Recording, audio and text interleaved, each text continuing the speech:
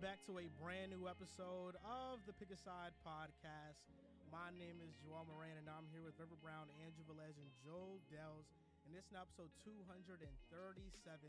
In this episode, Terrell Mallory from the Mallory Bros Podcast joins us to talk about the Dolphins versus Chargers game, the league MVP, and the Broncos' outlook for next season. Afterwards, we will talk about Baker Mayfield's special Thursday night comeback, Brock Purdy, and go over the NFL playoff picture. Shout out John. Yep, shout out John, producing behind the scenes. And shout out to Terrell, man. Thank you for being on the show. They're saying the audio is low. Appreciate y'all. I'm happy to be here. John always has it. John's got it. Yeah, we know. Mr. Terrell, how we doing? Can y'all hear me? Member. Yes, sir. Yep. Fellow member Yo, of I'm Broncos so excited country. to be here. I love y'all, man. I love y'all. I'm excited, man. I've watched y'all trajectory for a long time. It's been like, I think 3 or 4 months or so. I'm not even gonna go into this long story. Let me just give y'all fans a precursor.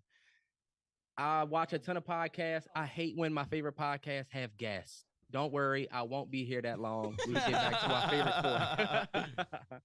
point. Let me make sure I'm good. Can y'all hear me? Yeah, man. I hope You sound everything good, is bro. cool. You're good, bro. All right, bet.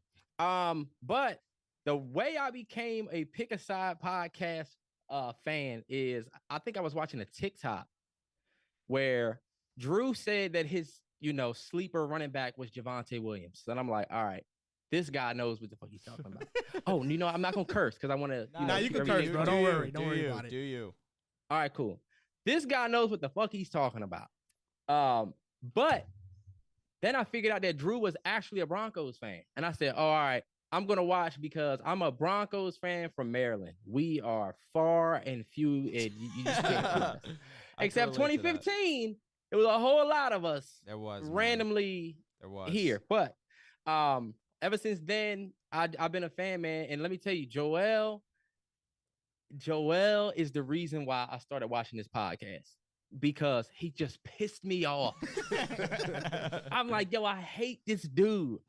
But I got to figure out that Riv was the basketball guy. Bubble coat Riv today, do-rag Riv every other day.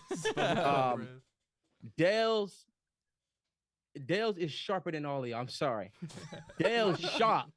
He's an analytics That man guy. is sharp. But Drew is a Broncos fan. He's also sharp. Y'all all know y'all stuff. But Thank you. Seeing the difference between all of y'all is what's dope. So I'm done rapping. Thank you, bro. We appreciate that. We man. appreciate Thank having you on the show. And For before sure. we start, tomorrow on Playback, we are going to be live watching the Golden State and Milwaukee Bucks game at 7:30. You guys can click the bio in our link to go to Playback and sign up for that game. It's going to be a blast. Should be blessed. Rivs Warriors and whoever's Bucks. I love that you put my name with that. Rivs Warriors. Yeah, we know it's your team. We know it's your team. Gotta One give of that your respect. 17. Yeah. Yo, So I'm now- almost done. With? The Bulls.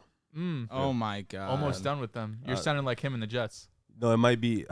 It's hurt. Did you see the game? The game winner, AJ Griffin. No, I've read it. I didn't see it. Yeah, it's depressing. Yeah, I mean, it's not like somebody predicted that. Oh yeah. Predicted what? The Bulls' downfall. Oh. We knew it was going to happen eventually. Yeah. Just, as a friend, I wanted to kind of ease you into it, but you pushed back a lot. It's I wouldn't hard. say a lot. Push back a little bit. It's hard for me to do that. Push back. You know what I'm saying? We know what's about to happen on the show. Today I woke up very happy. I won't lie. I actually went to sleep at 4 or 5 in the morning, rewatching the game, looking up a lot of different stats. Last week we were on the show, and Tua didn't have a good game against the 49ers. They didn't hear nothing from me. It's the best defense in the league. We just saw what they did to Tom Brady and the Bucs. I'm not going to say nothing. But this game, my main takeaway from this, Tua is exactly who I thought he was. For the guys taking the over-under on the flipping aside, that's one already. Now I remember Drew coming here week 2 with his notebook. I was the last name you read off. Every pod when Tua has a great game against the Texans and the Browns and the Lions, they fired their secondaries coach after that. Coming here with your sunglasses on, looking all cool and fresh. Tua's the best quarterback in the league. You're read me all these fancy little stats out. He's number one in this. He's number one in that. Now, you said something to me in one of those shows. I diminished the things he's done by highlighting the things around him. Mm-hmm. For me, that's called analysis. So situations are everything. I don't disagree. And therefore, different situations deserve different evaluations. Agreed. I was coined the nickname Mr. Pick Aside. Mr. Flip Aside. Flip Aside, you're right. Something I've grown very fond of. But one thing I stand proud today with is that on Tua, did I ever flip? Every week, are you a franchise quarterback? Do you call him a franchise quarterback? Did I say he was that once? I'm already getting angry. What do you mean you didn't flip aside? Because he used to be garbage. He used to not be a starting level quarterback, but now he's good. You won't give him the franchise label, which I'm fine with. I gave you that. Oh, he'll never get that. But hey, man, go ahead. Go finish. 2020, Tua got drafted. Yeah. The first take I made on Tua, he's Jimmy Garoppolo. Yes. Over these past couple weeks, did I say, maybe he'll get to Ryan Tannehill, maybe Kirk Cousins? Yeah. Did I ever put him in that top 5 elite tier? Not even once. He's good. You can win with him. He's not great. He's in the Goff, Tannehill, Jimmy Garoppolo tier. Good quarterbacks who can have a great season depending on the situation. Tannehill, 2019 and 2020. Goff, 2017 and 2018. Alex Smith, 2017. Jimmy G, 2019. This year, Jimmy G was having a great elite level statistical season. I never called him a franchise quarterback. No. I'm confident I never will. I just feel like I'm very confident that I never will. That's fine. And my reservations about Tua being called stubborn all these episodes are right to this point. He was throwing to wide open receivers all year. He has the most passes completed to wide open guys in the league by 15 passes, 2+ yards of separation or more. What was my knock on him? Pre-snap, he trusts what he sees. But post-snap, when things get muddy on him, he panics. The arm strength is a concern. He completed 10 passes this game. 4 came in garbage time. He completed 6 passes in 4 quarters. 36% completion percentage is the worst by a Dolphins quarterback in 40 seasons. You love to rattle off all these great stats. He's the first since Dan Marino. He's the worst in completion percentage. 145 yards, 1 touchdown. Here's what the Chargers did. They pressed at the line of scrimmage. They threw the timing of the offense off. They played man on early downs. Then on late down situations, they played zone. And what they really did is just pack up the middle. Drew Tranquil, who's the Chargers linebacker, said, we knew he loved to throw inside. They made him force throws outside the hashes. They took away the daggers, the in-breaking routes. Dolphins this year faced the lowest percentage of man coverage because teams were scared to press up on them. Chargers were the first team to say, you know what? We're going to press them because if not, they're going to beat us regardless. And on passes that were against man coverage, Tua went 3 for 13 with a 23% completion percentage when taking at least 2.5 seconds to throw the ball as well. So that tells me that when Tua's thinking about what he has to throw to, when he's trying to read, when he's going through his first, second, and third progression, once he gets to the third one and it's not open, he doesn't know what to do. This was the worst game I've seen from a quarterback all season. The only one worse was Zach Wilson. Okay, that's what I was Zach Wilson. I think Russ has had a lot of battles. Russ is definitely up there. You've But seen some my bad Carson Wentz goodness. ones too. Like. How about Joe Burrow against the Browns the first time around? Oh, it was better than this. How about Joe Way better Burrow than this. against Yeah. the Steelers? Week 1. Right? There's bad ones out there. I'm wondering. I think Tua's is worse. Oh, this was This bad. was I'm bad, just but saying, Zach Wilson. I just wanted wanted to make- I just wanted to Zach shed a Wilson little light that Tua's not the only guy to have a bad game. No. That's it. No. Now, Tua, throughout these past couple of weeks, right, he beat up on a lot of bad defenses. This week, his completion percentage above expectation was minus 15.5%, a season low for him. It replaced a season low last week which was at negative 14.5%. Now, here's some Tua stats for you guys. Tua in 2021, last season, had a 26 completion percentage against man coverage, and he was 29th in passer rating. This year, he's 30th in man coverage throw rate, which means he doesn't throw against man coverage often. He's 17th in completion percentage against zone, which means against zone, he's average. All season long, all I've been saying about Tua, let's wait until defenses catch up. The offense is new right now. Teams don't know what to do against them. They're still figuring out tendencies. And the Chargers, who were out, 6 starters on their defense, they had a backup secondary out there, figured out a way to stop Miami's offense. And how can I not talk about Justin Herbert? Justin Herbert is phenomenal. And I know you like Justin Herbert, Drew, but the fact that you came up here and said it was a conversation was disrespectful. Was it? Calling Tua better than Joe Burrow. I'm fine with that. I had to sit through that and look you in your face as a man. I always said he can be. I looked you at your face as a man, and it wasn't the first time Drew's done it. No, after Burrow went to the Super Bowl, You're right. Drew told me that as well. I said he can be. And I looked at him and said, you're crazy. He still can be.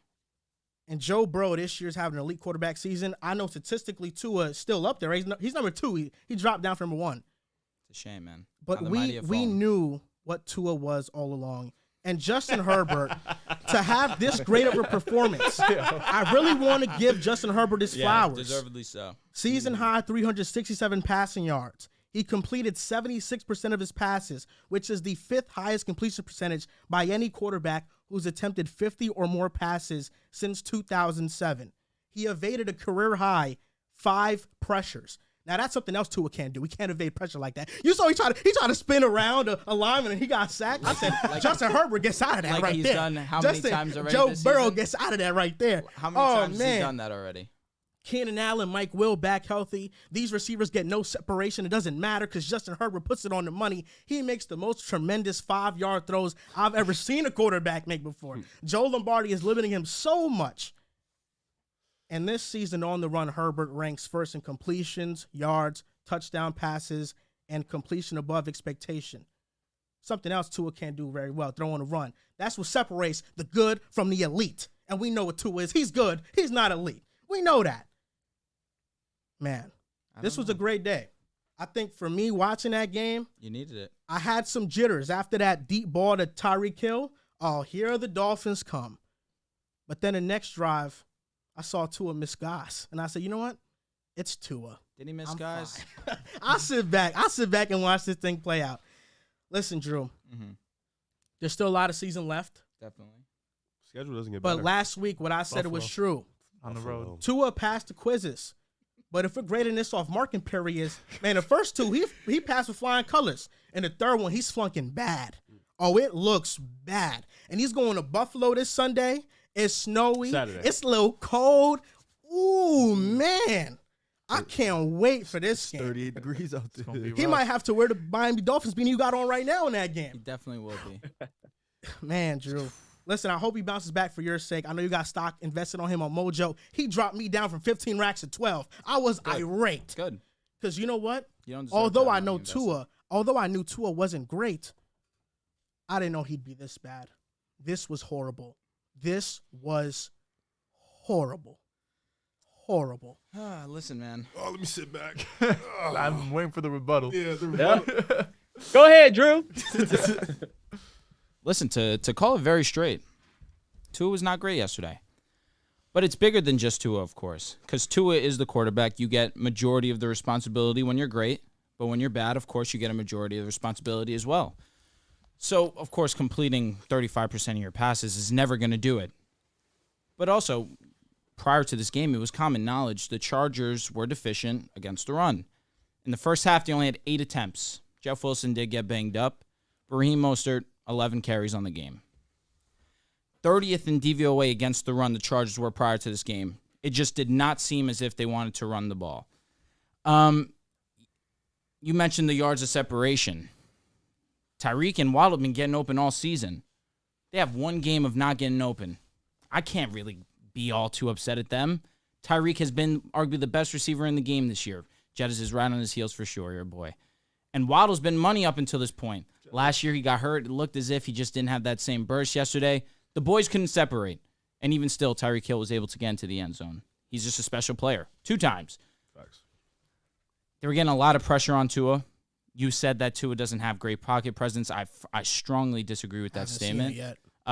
For his quote-unquote lack of mobility, he is able to maneuver around the pocket very well and still see throws. This past Sunday, unfortunately, that wasn't the case. But it's funny because Tua is not allowed a bad game. When you are finally breaking out and people have been down and out against you, they're waiting for this moment. And now I can't be too on my high horse because I was looking forward to these stretch of games because then it really would have been able to silence the doubters. But last week, he didn't put his best performance. I still wouldn't say he played bad. But this week, against a Chargers team that is just simply nowhere near the level of the Niners defense, it should have been a different story. But the game plan was a little skewed. Should have been running the ball a little bit more. Shouldn't have been trying to force the ball downfield as much, especially when your guys aren't getting open. You also alluded to him not being able to see a second, third read when he's made a feasting of that all season long. I'll give you a pass on that. It's wide open, yeah. But you mentioned playing against weak defenses, right? But we talk about Josh Allen like he's untouchable. Josh Allen, Mahomes, in a class of their own. You put Burrow recently in that category. I can respect that. He's having a superstar because I personally still would take Herbert over Burrow. But right now, statistically, Burrow's in that conversation where Herbert's lacking behind because his boys were hurt. Because situation does matter sometimes. But Tua versus Allen this year, right? Against the Browns, Lions, Ravens, Steelers, Patriots. These are the teams that Tua beat up on. These are also the teams that Josh Allen happened to face. The untouchable Josh Allen.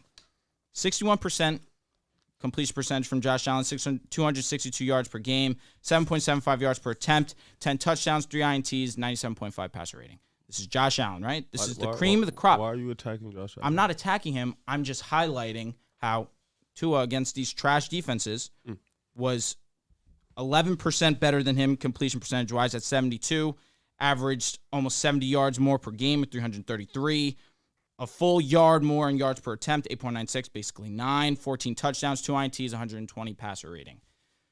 Now, these trash defenses, other quarterbacks that I would still say are better than Tua, simply did not have nearly the game that Tua did. But because it's Tua, they're waiting for his moment to fall. Because this isn't just Josh Allen's streak where he hasn't been playing to level. We've seen Josh Allen recently not play to the Josh Allen we've known. Against Green Bay, he had 2 touchdowns, 2 INTs, less than 250 yards, but he won the game. So what does it matter? When you're winning ball games, it does not matter. This is a huge deal because he lost, and I can admit that. But I'm not sitting here overreacting. I sat here last year with this exact moment, basically similar, where Matthew Stafford had a bad game on primetime and had to sit here and I eat it. Because when you're confident in your guys and you trust in their abilities, all will be fine. You mentioned it and you said it very perfectly. Defenses are going to find out how to stop your offense. You're going to have to adjust. Like every team, people found out how to stop your offense. Now it's time to regroup and time to adjust. Mike McDaniel's done an unbelievable job right now calling this offensive play call. He's had a lull these last 2 weeks. I expect him firmly to adjust and the Miami Dolphins to get back. It's a hiccup. That's all it is to me. Dehls, I'm gonna just say 5 sentences right here. I want to hear Terrell's opinion too. Yeah, I want to hear all you guys' opinions. Josh Allen is currently dealing with an injury, and this is all prior. I just want to say, as of recently, Josh Allen hasn't been himself because he's dealing with an injury. Because against the Ravens, that was 2 weeks after his breakout. He had a game in the drive though. No, for sure. Shout out to him. He won the game, but he didn't put up the numbers that Tua did. When it comes, there's been multiple games where Josh Allen just hasn't done it. He has been good, but he's winning, and winning he masks a lot. All these quarterbacks that you're mentioning that Tua may have better stats than, the difference is that Josh Allen was perfect in the playoffs. had a stretch in the playoffs where, oh my God, I thought he was Jesus. He was great. Hey, listen, you're not wrong. He was Joe amazing. Burrow, second year, just led a team to the Super Bowl. One of the biggest dumpster fires in the NFL in the Cincinnati Bengals. Tua has had a couple good games this year. Not even 10. Not even 10. Wait, you It just hasn't said even been double You know what digits. a couple is? You know what a couple is? A couple is like 2. 4 or 5. A couple is 2. The Patriots game was not good. The It was the opening game of the season. The Steelers He did game what was he had not to do. good. The Bengals First game game was back not from good. concussion. The Niners game was Bengals not game, he good. got And injured. the Are you Chargers game serious? was not good. 5 my games, God, Tua was not man. good. In the Bills game, he made one throw. Are we serious? He made one throw that bro, game. stop counting the Bengals. I'm just saying. Bro, he Okay, played a even quarter and a if half. I'm talking about Four. that's Four. 5. That's 4 or 5 games he hasn't been very good in. That's almost half of Tua's games. The thing about the Tua, this is why Tua's getting backlash. Tua's getting backlash because his fans put him in a category that he did not belong in. Is that really why? Is yes, that why? That's why. Or is it that's why. Are they talking highly of him because all people have done these last 2 years is talk about him like he's dog shit? We can acknowledge he's been through a lot, and we can acknowledge him for playing well and praise him for playing well, but people wanted to put him in a conversation that he did not belong in yet. People rushed the gun. And Dehls, you mentioned these stats, right? Mike White, he's the Jets quarterback currently. Oh, God. Right? Shit. Versus the Vikings, he had a 60 passer rating. Tua versus the Chargers had a 65 passer rating. Watching the game, who had a better game? Mike White. Okay. Stats don't tell the whole story. Mike White, according to this stat, was horrible All against right, the Vikings. stats don't tell the whole story. Against these teams that I listed, Tua played better than Josh Allen every single one. True or false? And the 49ers game. I'm glad you looked over. You know the answer. No, I think Josh Allen played better. Yeah. He is the entire offensive system. No, but Riv, who is the Josh Allen guy, just gave me a thumbs up because he knows that Based Tua on played the better. numbers you just yes. And forget based about off the numbers, I don't go based off the numbers. I don't go. I'm not going solely Well, based I off the don't numbers. remember But I you, think Josh Allen is the entire offense. but you just rattled No, off a he- bunch it's of not a fault. numbers. He is the You rattled entire off a bunch of numbers to go through your argument. I'm just giving you numbers. Yeah, when it pertains to Tua, I'm not going over numbers comparing these players because it's different situations. It is different situations. And with Tua, I just want to say this is the last thing I'll say, and then you can go, Dehls. They put him in a conversation he did not belong in yet. And also the 49ers game. Mike McDaniel schemed a bunch of guys open. It was Tua missing throws that game. He was just inaccurate. That's why I thought the Niners game was a bit of a fluke, because I'm like, you know what? Maybe he'll be accurate next week, right? Because the Niners didn't figure out the Dolphins. Tua just missed throws. But against the Chargers, oh no, they clamped up and he was missing throws. I mean, Did he really miss throws? You're going to call that to Tyreek was a missed throw? No, I'm not going to call that. All right, You know what I'm I'm going to glad. call a I'm missed glad. throw and a bad decision? Let's hear it. Remember when he threw it down the middle and there was like 4 Chargers around Yeah, that ball? that was- Oh my God. Tua has so many of those happen to him that don't get caught, but not He's defenders not definitely gotten securing lucky, those yes. He's gotten lucky with interceptions interceptions, is for definitely sure. inflating his passer rating. He's definitely For gotten lucky. sure.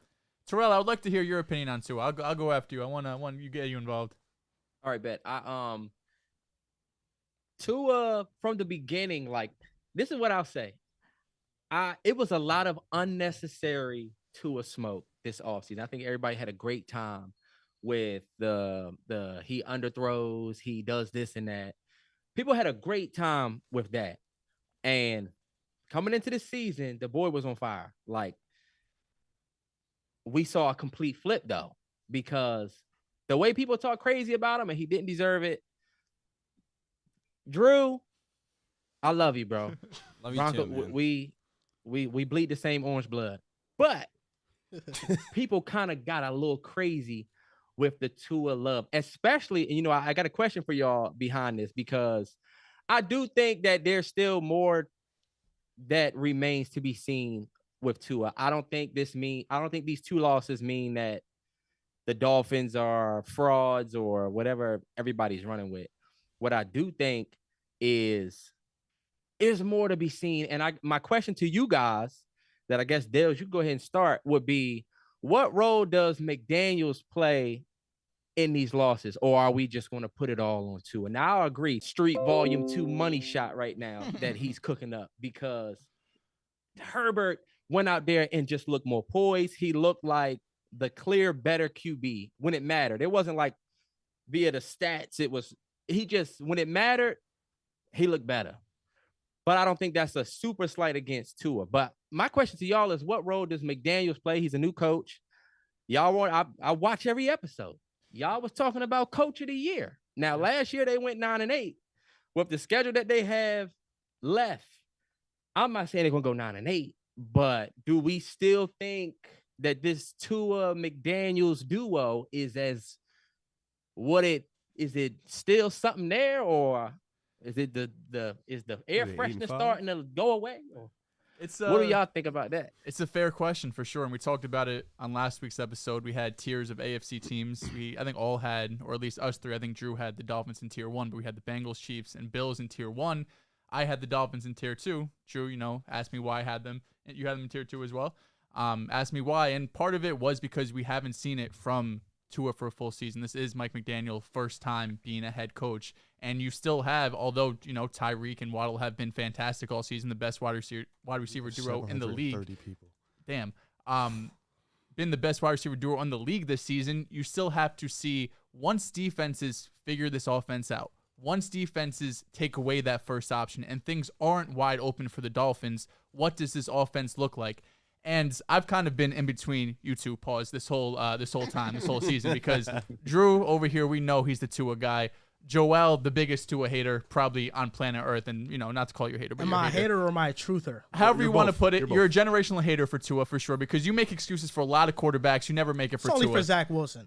And some other guys, but that's regardless. I think the biggest issue we have here is that people were trying to prop up Tua into that elite category. My good friend Drew to the left of me has had him in Joe Burrow's category, and he's not there yet, and that's fine. I put the same thing on Jalen Hurts that I put on Tua. You have to do it for a full season. You have to do it in the playoffs for multiple games, because we've seen offenses be amazing in the beginning of the year for multiple months, but once it's after Thanksgiving, it gets cold. You don't have everything going perfect. Armstead was banged up going to this game. Tyreek Hill gets hurt. Jalen Waddle was banged up last game. He probably wasn't 100% this game. When things aren't perfect around you, then what do you look like? That really makes what a franchise quarterback is. Justin Herbert, this entire season, has been dealing with injuries to not only himself, but his team. And the head coach we're not a fan of nearly as much as Mike McDaniel. And there's still no doubt in any of our minds that Justin Herbert is a franchise quarterback. There's different ways to be a franchise quarterback, though, right? You don't have to have Herbert be this huge arm. Look what, I'm not calling Jalen Hurts a franchise quarterback. He's not doing it the same way as Herbert, just like Herbert doesn't do it the same way as Burrow, and Burrow doesn't do it the same way as Mahomes. You don't have to have this, all-encompassing talent like Justin Herbert. You can be elite. You can be accurate and precise like Tua is, but you just have to be, the margin for error is a lot smaller when you have that, when you don't have the big arm, when you're not as mobile, when you can't make guys miss like some of these other mobile quarterbacks can. So when you have teams being able to take away easy reads from you, and you have to, go through your progression and get out of the pocket, and there's pressure facing you, that's when Tua is going to struggle. And that's why when we have these debates and we talk about the other elite quarterbacks, we're going to be taking a lot of these quarterbacks over Tua, because when he's in system and he's in the perfect situation, he could look like a top quarterback in the league. But when you're in the playoffs and things aren't going to go right for you, like we're going to see this, this last 4 games of the schedule, I'm still confident the Dolphins to make the playoffs, eventually get there. It's going to be hard to have things wide open. The NFL is smart. They slowed down the Chiefs for half the season last year. They're going to be able to slow down this Miami offense. Now we're going to have to see how McDaniel reacts to it, how he adjusts, how Tua does the same thing. The last 2 weeks, these have been the 2 biggest tests for the Dolphins. They failed them so far. That doesn't mean if you're a Dolphins fan, you think there's no way we don't win a playoff game or don't even make the playoffs. You should still feel confident because of the weapons you have, but you do have to realize that there still are limitations with Tua. No matter how great he is, there are still some limitations, and that's why we can't put him up in that elite tier yet. Question for you, Dehls. For starters, shout out to Herbie. I knew it was going to happen. Had a great game, amazing game. Showed out, did what he was going to do. I wasn't ready to put Tua in that conversation with Burrow, Herbert, Allen, Mahomes. But let's Geno Smith. Okay. All right. Let's keep him specific with Jalen Hurts, right? Let's keep him in that conversation. Last year, Jalen Hurts' problem was he wasn't accurate. He couldn't make those deep throws. Same thing with Tua. Both of them had problems with their arms, right? Coming into this year, both these guys started the year hot, amazing. Hurts is still amazing. When Hurts played the Colts, I think it was that game, and they adjusted really well. They brought out basically how the Buccaneers stopped Hurts in the playoffs. The Colts kind of followed that method, and Hurts wasn't playing good. He still won the game. Why? Because he adjusted, he maneuvered, and he still was able to move things with his feet. Tua, in this situation, 2 games against the Niners, I agree. The Niners are elite defense, but people were still wide open. He just wasn't making throws. This game specifically, they schemed up well against Tua. He couldn't do anything. the difference between Hurts and Tua, even though they're in the same categories, right at this moment in time, there is nothing you can do to stop Hurts in that offense. Regardless, if you can stop the pass, they'll just run. If you can stop the run, they'll just pass. With Tua, it's like if you stop the pass or if you stop the receivers from getting those yak yards, and now they got to beat you with the man-to-man, what can Tua do? He can't do the things Herbert can do, put it in tight situations, make these impossible throws. And I think, Drew was just being a Tua fan, being excited, putting him in that category. But Burrow has shown this year that he's in the next tier up with Allen, with Mahomes. Burrow was tiered up this year. Yeah, he has tiered up. And Tua, he's tiered up, but he was already tiers below. So he's tiered up also. I think Tua is still in that tier 2 category.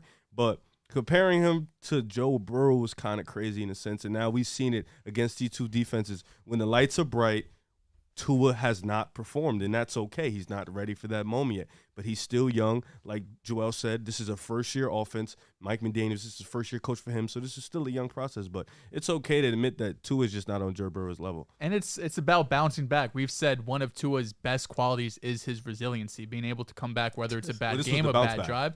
For sure, but you have 2 bad games in a row. This is why, especially when great teams have one bad game, like you got on the Eagles so much for that Colts game a few weeks ago. It is hard to win in the NFL for 17 weeks. So when teams have these drop-down games and they still end up winning, we should not try to be like, well, they only won by a field goal. They need X, Y, and Z to happen. A win's a win and a loss is a loss. But getting back to Tua real quick, we've talked his biggest trait, one of his best, and that goes for all quarterbacks. If you're not resilient, you're not going to be in this league. You're not going to be a star quarterback if you can't throw an interception and come back out. If you can't have a bad game and come right back out.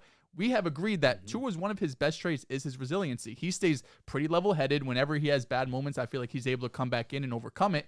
This is his biggest test, though, because now not only do you have back-to-back tough games, you're probably going against your toughest opponent all season. You're traveling to Buffalo now. The weather's going to be cold. It was raining, snowing, windy last week against the Jets. That's what Tua's going to go into. So now you're coming off back-to-back down games, and now this is his biggest narrative is when it's cold outside, when the weather's bad, a tough defense, all of these narratives are coming into one. If Tua goes out there, he doesn't even have to have a 300-yard game. If he goes out there 252 touchdowns and they win the game, no one's going to even have a question about Tua. So it's a good thing about the NFL and obviously all sports. You have bad games, but he has the next test. This is if he plays well, everything else gets thrown out the window. Because I think if he plays, like if he throws 150, 170, he has like a touchdown or 2, people are still going to say he was getting carried by the offense or he's getting carried by the defense. It's going to be hard. He needs to have a big game. The Dolphins to win, Tua can't get carried. That's just the offense is built around passing. I want to respond specifically to something you said about me getting on Hurts for the Colts game.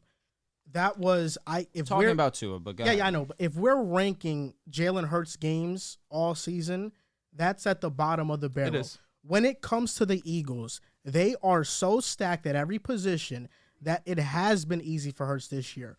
Granted, when he's been put in a situation to make big-time plays, he has delivered. This past Sunday, he did exactly that. I am not overanalyzing the situation. I am looking at something that can be exposed later down the line, like the Dolphins, them having so many wide-open receivers. I felt like this was inevitable and it was predictable. It was just a matter of when it was going to happen.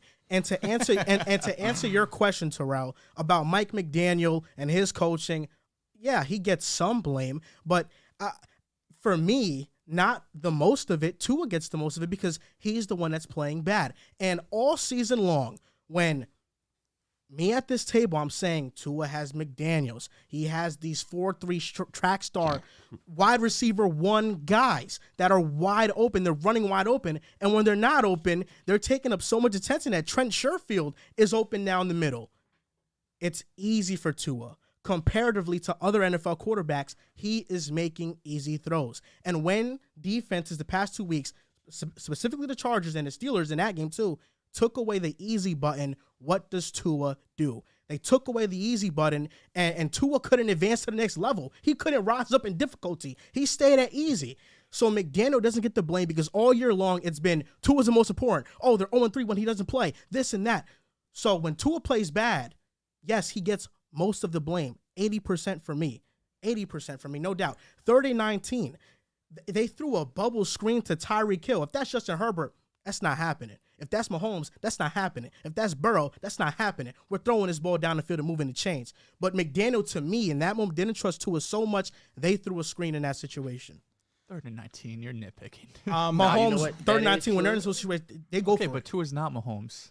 I know. Josh Allen's just Tua's going to run. He's not Burrow. He's not Allen. I know. Yes, he's not an elite tier. There's very few quarterbacks that you're taking downfield shots on them. Yes, but we're told Tua is that. I just want to simply respond to this idea that I'm putting Tua in this conversation because I'm a fan of his.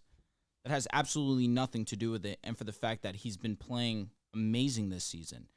He's still 3rd in true passer rating. He is 1st in deep ball completion percentage. He's 1st in deep ball accuracy rating. Like, he's 1st in red zone accuracy rating. You mentioned these catchable balls, but the ratings say otherwise. I'm going off the same stats that you are. I disagree, though. My whole point, Riv, and I want to finish, he's still the highest graded passer in the NFL. All right? And that's with these 2 games being, quote-unquote, stinkers. He is still number 1. That's tough. And he's number 2 in passer rating right now because Jalen Hurts has been otherworldly. For sure. Tua dropped down to 5. In true on PFF. In true passer rating, he's number 3. I'm talking about just grading out. In passing? Yeah. Well, just offense in total. In passing, he's number 1. Okay, so we're taking away rushing, which is a huge part of the NFL now. I'm only going off passing. I know, but I'm talking about, like, offensively, where they're graded, Tua has dropped down at 5. Playmaker. Andy Dalton is at 6, by the way. Quarterback, playmaker position, man. So then, like I was saying, it has nothing to do with me being a fan and for what he's done on the field. He has been statistically better than Herbert. He is not better than Herbert. He's been statistically better than him. Herbert proved yesterday why he's better than Tua. That's never been an argument. But the conversation is statistically, because statistically, Tua is better than a lot of guys right now. So it has nothing to do with me being a fan and what he's been proving on the field the entirety of the season. He's had 2 bad games. I'm not going to sit here and say that he's not with these guys when all season long he's been showing he's with these guys. The offense is getting figured out right now. They're going to make some changes, and it's going to be different. You don't have an offense fail when you have Tyreek, Jalen, Waddle. It doesn't happen, especially when Tua is slinging the rock to these guys. Play it cool. Just because he's had 2 bad games does not mean that because I'm a fan, I'm throwing him in these conversations. He's thrown himself into these conversations. So is Jalen Hurts in the same conversation? He has to be. With With Burrow. Do you see what he's doing? I'm asking because the praise hasn't been the same for Hurts as it's been for Tua. He's been the Tua guy. I'm the Hurts guy. Well, it hasn't been as That's loud. why. But even then, like, you still don't put him in. Even though you're a fan, you don't put him in that conversation. That's why when you say statistically, I get that part. They've been in the conversation. The statistics are cool. That's what we're going off. But it's more than just statistics. You don't just say statistically somebody's better. It's more than that. So bro. what do we talk about when we talk about basketball? You could be a better basketball player, but someone be playing better than you. Because statistics are not the same thing. But that is everything of what I'm saying. I would take Mahomes. I would take Allen. What about Burrow? I would take Herbert. That's the conversation. We're talking about Burrow right now. And would you rather? You took Tua. You took him over Aaron Rodgers as well. That I'm fine with. Okay. And that I'm fine with. All right. A Burrow 2-time is MVP. interesting. In the last 2 years, Aaron Rodgers has been the If you MVP go of on the league. statistics, Burrow's been balling. Burrow's been amazing. I've given Burrow his So flowers. I just want to be straight. Aaron Rodgers, past 2 years, 2-time MVP. Tua, 1 elite season, and now he's slowing down. Tom Brady, You're who taking Tua had still. led the league in passing yards this season. He's 45. And how old is Aaron Rodgers? He's 38 to 39. He's significantly less Yeah, they're younger. older shit, though. Okay, but that also he's still in the later part of his career, younger. Not everyone's doing what Tom Brady's done. How many quarterbacks have played at this level into their mid 40s? Zero. Yeah. I would imagine These are anomalies. I would imagine Aaron Rodgers in that Dolphins situation would be way better than Tua. Way better. Do you yes. understand that it's just not? It's what he's Way doing better. is not It's middle of the pack. I don't care about the stats. I really don't. So then, what do you care about? I don't If you're care just saying about eye Joel test wise, is yes, not I agree. fair. really If don't. you're saying Joel straight eye is test, not I agree. fair. But statistically, we know Tua And is Drew, one of the you top mentioned the quarterbacks number in the 1 league. deep ball passing rate or whatever that. And this year, he's been number 44 in catchable pass rate. There's only 32 starting quarterbacks. He's worse than backups. Number 33 in pressure That's catchable fine. pass rate. That's fine. He's number 32 in deep ball catchable pass rate, according to player profile. And According to player profile, according to rating, He has the number 2 red zone accuracy rating, the number 2 deep ball accuracy rating, the number 6 pressured accuracy rating, the number 5 clean pocket accuracy rating. So he's done some great when things. you watch, when you're using your eyes, that doesn't mean he's a great player. But player profiler, that's what you're going off of. No, yeah, I am. And so these guys that are rating with their eyes, not the actual statistic themselves. These eye tests. What are you talking about? Eye tests. Rating. This is a rating. This is graded, a scale. Yes. From 0 to 10. Yes. Okay, he is number 2 at red zone accuracy, deep ball accuracy. They're grading his ability here, and he is among top 3 in the league. Yeah, the passer rating happens because the ball is complete, but in terms of the catchable rate of it, there are underthrows. He underthrows a lot of deep passes that receivers make up for. Why is he the number 1 most accurate deep ball thrower in the game? Well, according to this, he's number 32. No, but according to this, he has the number 1 deep ball completion percentage in the game. Well, deep ball accuracy is a lot about wide receivers too. Like that's why Jalen Hurts has improved. That's why Joe Burrow is so great. When you have a lead receiver, that's going to improve. We can go through the numbers. We can go through the numbers. If the pass is caught, it's a completion. It boosts his accuracy up, right? But this measures where the ball is placed. That's the difference. And because even still, true completion percentage, he's 9th. I want to answer. Well, he was like 1 a couple days ago. Wow, one game changed a lot for him. And these stats. Let me just say this real quick, y'all. These stats, you're gonna find stats where this person's doing better, and you're gonna find stats where that person is doing better. But this is my question to y'all. In terms of the Tua-Herbert conversation, right? I'm a Broncos fan. We know that the Chargers ain't about to do shit. We know. So the question to me is like, because this is what I would say about what Drew said, because there are hella statistics where Tua is better than Herbert. Now, just on a football basis, like, you know, like people talk about the eye test and stuff like that. I still think Herbert is better, of course. But if Herbert don't do shit in the playoffs, the same way we ridicule some of these other quarterbacks for what they do in the playoffs, we all know Kirk Cousins is going to do what he does in the prime time. We like to put certain, you know, little stigmas on people. What do we say about Herbert if he cannot win or make it to the playoffs as well? Given all of the stats, because y'all are splitting the stats. Like this person's better on this. So, but what do y'all think about that? If Herbert can't do shit in the playoffs, at what point do we have the conversation about him not being a winner? Look, I think that conversation is going to get overblown because the Chargers are a horrible situation. Their defense is playing better as of recently, but Justin Herbert's missing 2 offensive tackles that can get exposed in the playoffs against elite edge rushers. His wide receivers cannot separate.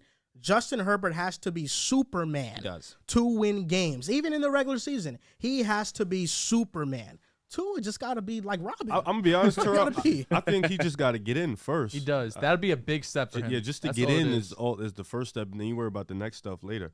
I think he has to first get into the playoffs, finally get in and just get the atmosphere going. Real quick. We have 660 people in here. Like the video. We only have 150. Like, get to at least 200. Well said. But business. Real quick before, Justin Herbert is, I mean, we shit on Lamar, and I shouldn't say we. Some people at this table shit on Lamar for not succeeding in the playoffs. Ooh. So I wonder, no arm Lamar. Come on, Lamar. Yes, sir. I wonder. Talk, anyhow, moving on. Those are great nicknames. Justin Herbert right now has to get over the first time just getting into the playoffs. Last year, it's hard because he put the team in position to win against the Raiders, right? He put up 30-plus points. They went into overtime. Justin Herbert did everything possible to win that game. Just like Lamar, if Lamar isn't on this team, listen, I know they won against the Steelers, but you see the record with and without Lamar. Without Lamar, this is a top 10 pick every single season. So at some point, we have to take into account, we know quarterback is not a winning stat. We know Lamar and Justin Herbert are elite level quarterbacks who, if the NFL restarted today, they would both be taking probably the top 7 picks. That's how great these guys are.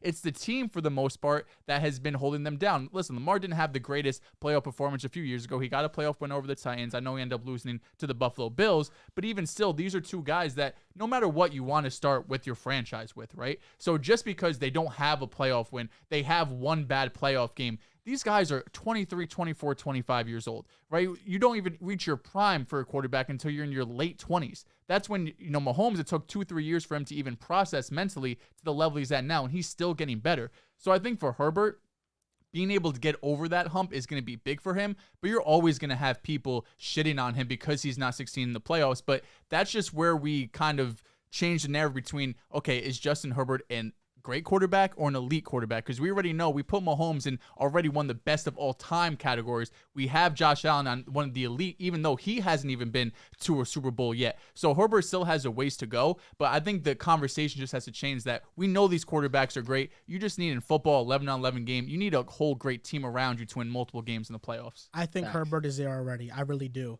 And but you're not putting him in the Mahomes conversation. Mahomes is kind of in on his own tier to an extent. But I think Herbert is two playoff games away from fans as a whole acknowledging him with But I don't understand Allen why that's and stuff the like reason that. why we're not But right praising this now, guy. Justin I don't get it. Herbert is the first quarterback in his first 2 seasons to pass for 13,000 yards. He just passed Andrew Luck. This is where Herbert ranks in NFL history. 15th lowest sack percentage. His offensive line is not good if you watch the Chargers, but he evades so many sacks and makes up for their miscues so often that it looks like they have a good and formidable offensive line. He has the 7th lowest interception percentage in NFL history. He is safe with the ball, and in 26% of his games played, he has a game-winning drive. 1/4 of his games, he leads his team down the field and wins. He's really good. He's amazing. He one of the best we've ever seen. One of the best quarterbacks in the league right now. He's top 5, definitely stamped. And that brings me to this. When I talk about Tua, I only say the truth about him. Sometimes I may be a little bit overcritical. Some people may say that. Yesterday, I tweeted out this list about quarterbacks I'd take over Tua. And people thought it might have been a troll list. It's not a troll list. The last 6. He was not trolling. These are the texted to me at 2 o'clock before the game. Yeah. These are the quarterbacks I'd take over Tua. These are definitive. No debate. Mahomes, Burrow, Allen, Herbert, Lamar Jackson, Brady, Rodgers, Jalen Hurts, I'd take highest pass rating in the league, elite rushing ability. The Eagles' offense revolves around him. Trevor Lawrence's is 9. Deshaun Watson is 10. Dak Prescott is 11. Kyler's 12. And Matthew Stafford is 13 when healthy. I labeled this title, maybe there is a debate, but I'd still take these guys.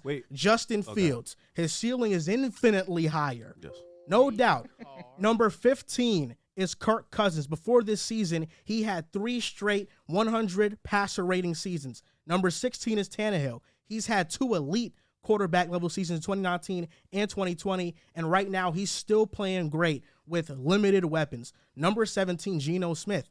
He has a worse offensive situation than Tua, and he's playing just as good. Derek Carr, number 18. Jared Goff, number 19. Russell Wilson, I think if he goes back to 70% of the player he is better than Tua. God, I got him at 20. Right. And these are the borderline. These are the borderlines for me. Number 20, Mac Jones. He led the Patriots to the playoffs as a rookie. He has no elite wide receiver. He can put up similar numbers to Tua if he's in that offense. Number 22, I hate to break it to you, but Daniel Jones. He's playing with a bad offensive line, not great skilled receivers. I see him in that situation. He could probably do something similar. And lastly, I'm going to put some respect on Mike effing White. First game. That one, he didn't tell me that one either. He had the second most passing yards by a quarterback in his first start. In 3 games, he has 952 yards, a 5,000-yard pace. I mean, come on. And I didn't put number 24 on here, but I'm thinking about it. Jordan Love, because I believe in his potential. Those are the guys. If I have 13 definitive quarterbacks over you, you are not a great quarterback. Why do you have to flip so hard on Mike White?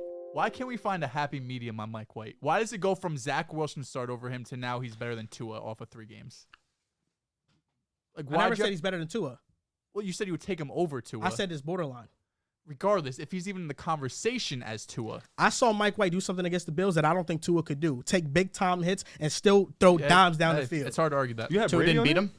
In the rain, by the way. I'm asking. Rain, snow, wind. Yeah, Brady. Did Mike White win? He didn't win, but he was close. Did Tua? I think he's saying against one the who? season. Against the Bills. When it was scorching hot in Miami, not in Buffalo. We're going to see this weekend in Buffalo what he could do. Tua only had like 180 yards. Yeah, Tua didn't. He wasn't on the field that much. I'm not saying that he was all this list is insane. I'm looking at it. Let's have a conversation of I'm not gonna change anything. Still on Tua. You got Brady 6. We talking about this new Brady that we got? Listen. Like This is not entirely in order, so I'm not going to defend the order of the list. But those are just quarterbacks. And then you got Tannehill on this joint over Tua. He's the man of Hill. I forgot about that. Terrell, I just want to say Brady's one thing old, because I just don't want you to get too worked up. I don't want you to get too worked up. All right, you got to know who you're talking to. You do. You have to know who you're talking to. You do. And that's why I'm sitting here and I'm not responding to the list. I'm not. Have you heard me react to it at all? Nothing. Because I understand what he's doing. And it's a shame. No, the Mike White we one have was we have a podcast. We have names that we have to represent, and it's a shame he's doing us like this. It really is. Drew, that's a lot coming from you when you said you take Burrow over Tua. That's a lot. He can be better when than Herbert's in the you said Herbert's in a conversation with Tua. That's a lot coming from you. Herbert is better, which is what I said. Saying Herbert is a conversation with Tua is just as bad as saying Mike White's borderline with Tua. That's a fact. Is it really? We threw the statistics stuff out the window already. We know. No, but yesterday pretty much made it very obvious. Yes. Not a conversation. You took Tua over a 2-time MVP. I don't want to hear. I'm fine with that. Yeah, that's horrible. In 2022, there's a couple quarterbacks that you can take over the 2-time MVP right now. Situations matter. The Green Bay Packers are no one of the worst shit. offensive situations. Rodgers would be Yes. tweaking in Miami, bro. No one's saying he would not. In 2022, though, it's a different story. Why? Because of age? Correct. That's it. So if I just need to win the Super Bowl this year, am I taking Tua over Rodgers? No, you take probably Rodgers. Well, that's what we're talking about, though. Because Rodgers is a better quarterback. Yeah, no doubt, easily by a wide no margin. Shit, we're talking about one of the greatest of all time. But you took Tua over him in 2022. Yes, I'm going to take Tua. I think he's factoring age and stuff like that. And also, you flip-flopped on Jalen Hurts 3 times now. First, it was Hurts over Tua, then it was Tua over Hurts. Now it's again Hurts over Tua. Just want to throw that out there. Listen, it's been a weekly thing. Yeah, like and aside, name the fucking show this. With Jalen Hurts. Hey man, him. I'm gonna be honest. I'm in on Jalen Hurts now. I am. I'm glad. Why wouldn't you be? Because I had to think about it. There's nothing to think about. Listen, with Jalen Hurts, I just think what I'm sold the most on is his leadership. And when looking at the film and dissecting what that offense is doing, Jalen Hurts is a huge culprit of the offense. With his rushing ability, he takes such a huge part in that offense. And I don't envision a lot of quarterbacks going into that same situation and having his production. There's very few that can be the dual threat that he is. Unlike Tua, I can imagine 25 quarterbacks doing that. Oh, really? Somebody said Tua wouldn't go behind the best offensive line in the NFL and have 10 rushing touchdowns? And throw dimes to A.J. Brown and Devonta Smith. And have 10 rushing Jalen Hurts touchdowns? had a 200-yard, 150 rushing yard. Listen, what Jalen Hurts is doing is unbelievable.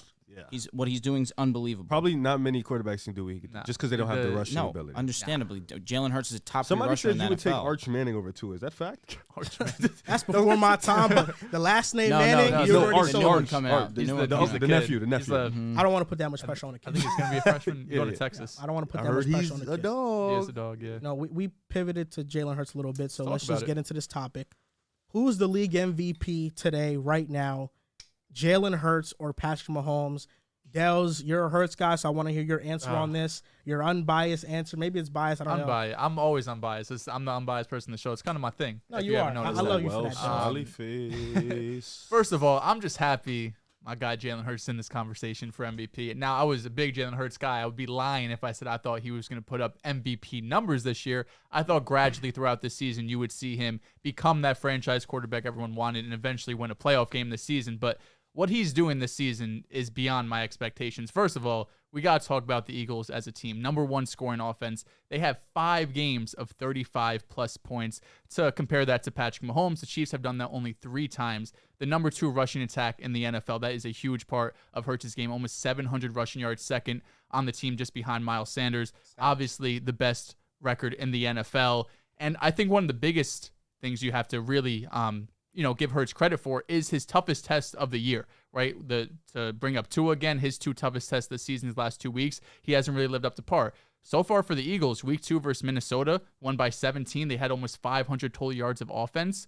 And then a couple of the agenda ones against the Packers, maybe not on paper a tough opponent, but one of the, narratives around Jalen Hurts, what if the other team, they're keeping up, and you can't just run the ball constantly, and you have to pass it. Although he did have a ton of rushing yards, they put up 40 points with, again, 500 total yards of offense. He had the second best rushing game a quarterback has ever had, followed up against the Titans, another playoff team, 35 points of offense, 380 passing yards, 3 touchdowns, no rushing game. That was straight passing. Nobody was able to run. And then the Giants, a playoff team, divisional game on the road. This should be a tough game. No matter how great the Eagles are, this Giants game should be at least competitive. They won 48-22. Jalen Hurts, I don't know if he played a snap in the fourth quarter. It was complete and utter domination. Right now, Jalen Hurts is my MVP. It's not just because of the Eagles. It's surprise, surprise. It's not just because of their success. Individually, top 5 in total yards, tied for second in total touchdowns. Him and Cam Newton are the only quarterbacks that back-to-back seasons of 10-plus rushing touchdowns. He has not, no. Oh. He also now has the highest quarterback rating over this past week, 3rd in completion percentage. We already know he's one of the best deep ball throwers in the league. Same amount of game-winning drives as Patrick Mahomes, funny enough. And he's doing this with 5 total turnovers on the season, 3 interceptions and 2 fumbles. Patrick Mahomes had 3 interceptions just last game against the Denver Broncos. Right now, it's Jalen Hurts to win MVP. They're the best team. They're the best offense. He's not turning the ball over. He could throw it deep, intermediate, short, run the ball. There's nothing right now Jalen Hurts cannot do on the football field. On top of that, being one of the best leaders in the game. That was one of my biggest selling points in this offseason was, listen, I know he has to develop as a passer. We see the rushing ability, but you could tell just the team believed in him as early as last season. I even think year 1 when he came in for Carson Wentz, you saw some of that leadership ability. That's only carried over, and that's a big reason why they're 11-2, because they know Jalen Hurts has their back no matter what. He's phenomenal, man. The jump he's taken this year is one that we rarely see in the NFL as a passer. The fact that he could go from, I think, around 58 his first year, 61, 62 his second year, now up to 68%. I mean, he is an elite company in terms of completion percentage. His chemistry he has with Devontae Smith, with A.J. Brown, to Quez Watkins to a lesser extent when he's facing pressure. The fact that he could go from the left hash, being able to throw to the right side of the field with anticipation right when Quez is making that outbreaking route. I mean, Jalen Hurts, we talked about last episode, I think he's already a better passer than Lamar Jackson. Now it's up to him to be in the playoffs, to win game in the playoffs when you have, whether it's tough competition, although the NFC is a bit weaker this year, or it's bad weather, whatever it might be. Everything is sold on Jalen Hurts right now. The Eagles, this is their franchise quarterback. We know that. Now it's a matter of winning playoff games. You are by far the favorite and getting to the Super Bowl because the regular season's done with. You've already done everything you can. You put your MVP case out there. Now it's get to the playoffs. You'll probably have a bye. Now win games, get to the Super Bowl. That will solidify yourself as a top 7 quarterback in the league. Oh, I'll happily go because a lot of what he said is facts. Passing, it's not a question. Mahomes has been the best passer in the league this season. But when you take rushing into account, and the fact that Jalen Hurts has accounted for over 700 rushing yards and has gotten to the end zone 10 times with his legs, you don't find him like that in the NFL. You have Lamar. He was MVP for a reason. Not only was it a great passer, but the things he did with his legs is something that we've never seen before. Now, history's repeating itself again. Of course, not to the same extent with the rushing abilities and the rushing statistics themselves, but he's running a near-flawless offense, passing and rushing the football. And it's not just allowing him to have success or A.J. Brown and Devonta, but look at what Miles Sanders has done. I've always been a believer in Miles Sanders. I've always believed in the talent for some reason. The Eagles just never seem to fully trust in Miles Sanders. This year, what Jalen Hurts has been able to do for that offense, it has allowed Miles Sanders to have a lot more open field because you can't just scheme up for the run because he will make you pay. Jalen Hurts is a better passer than Lamar Jackson. Just the way that he can just drop balls in wherever he wants to. He's very confident in his abilities right now.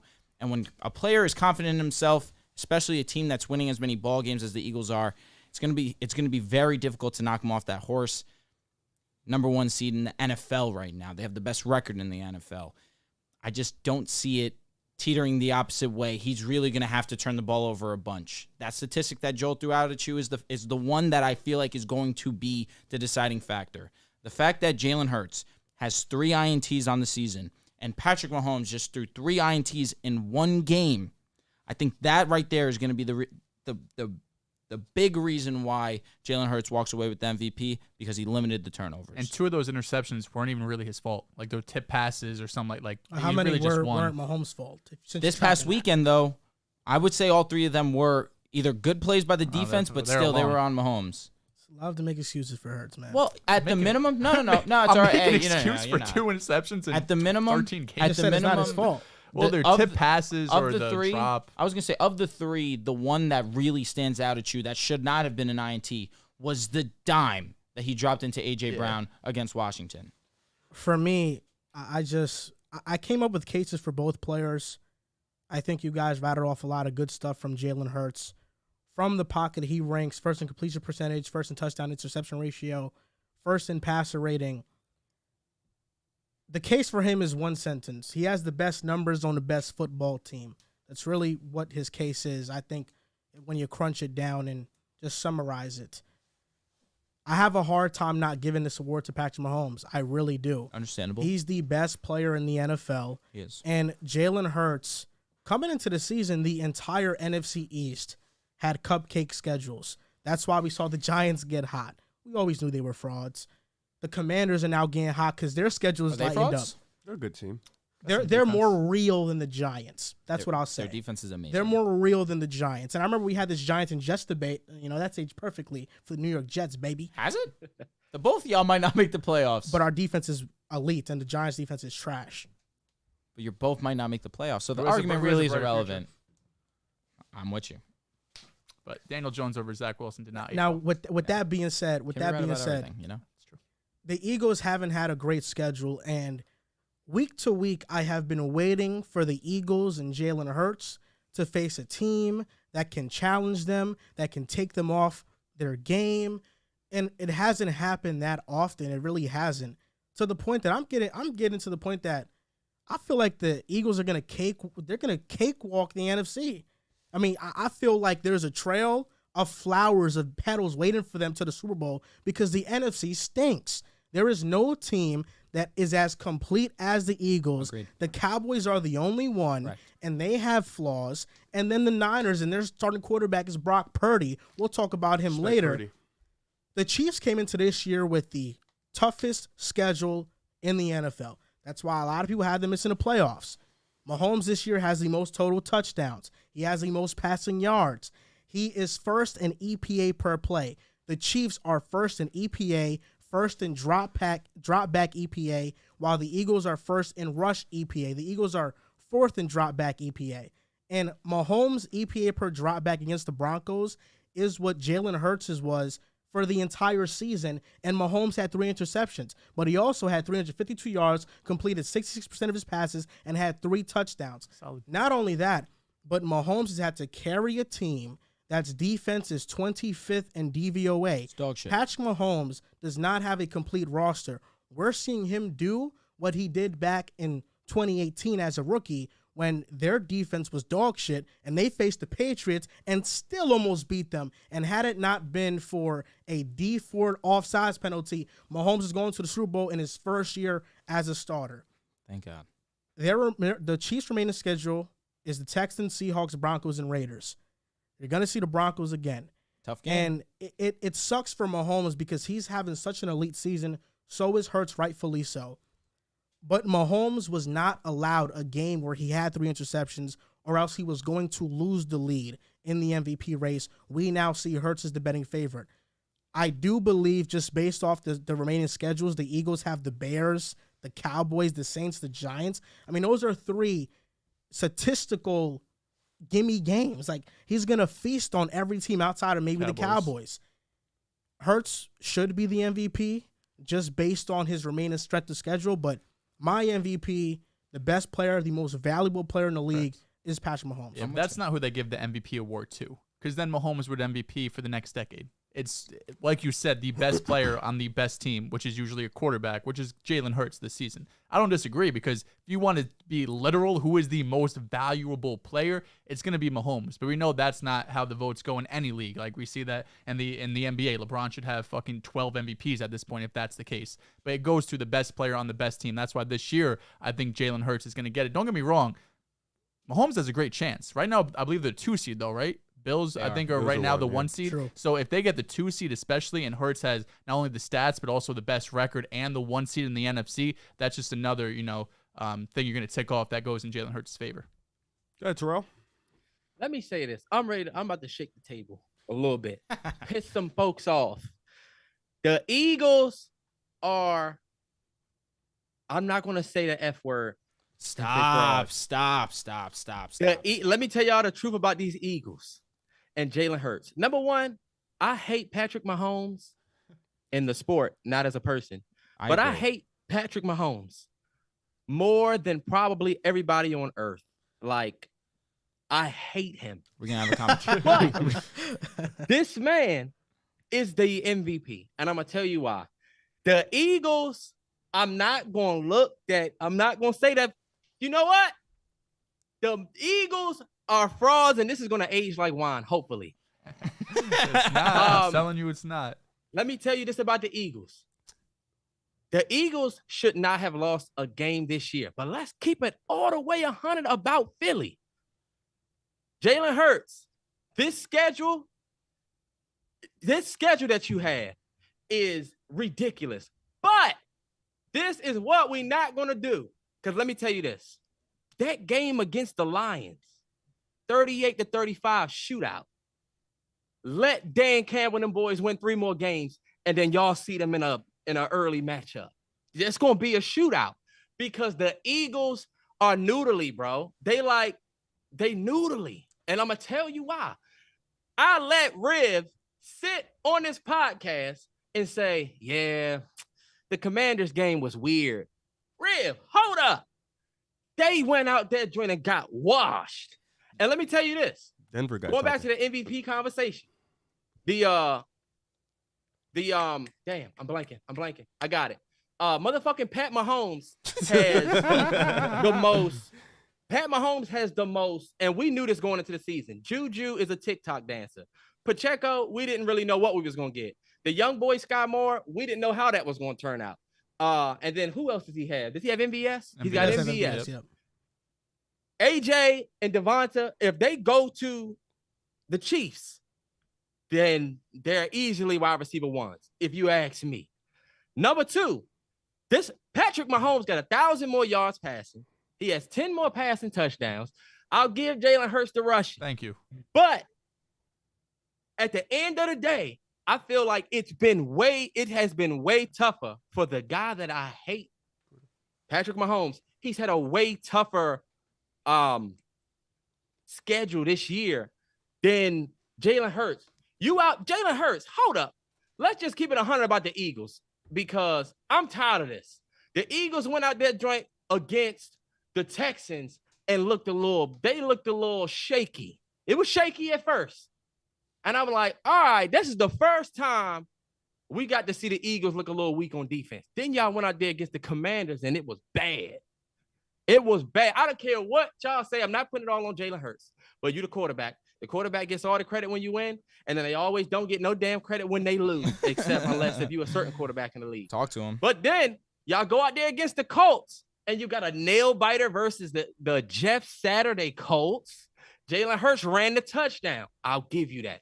But I got to go with Patrick Mahomes for MVP just because he's doing it against better competition, like what he's up against, what he has to work with.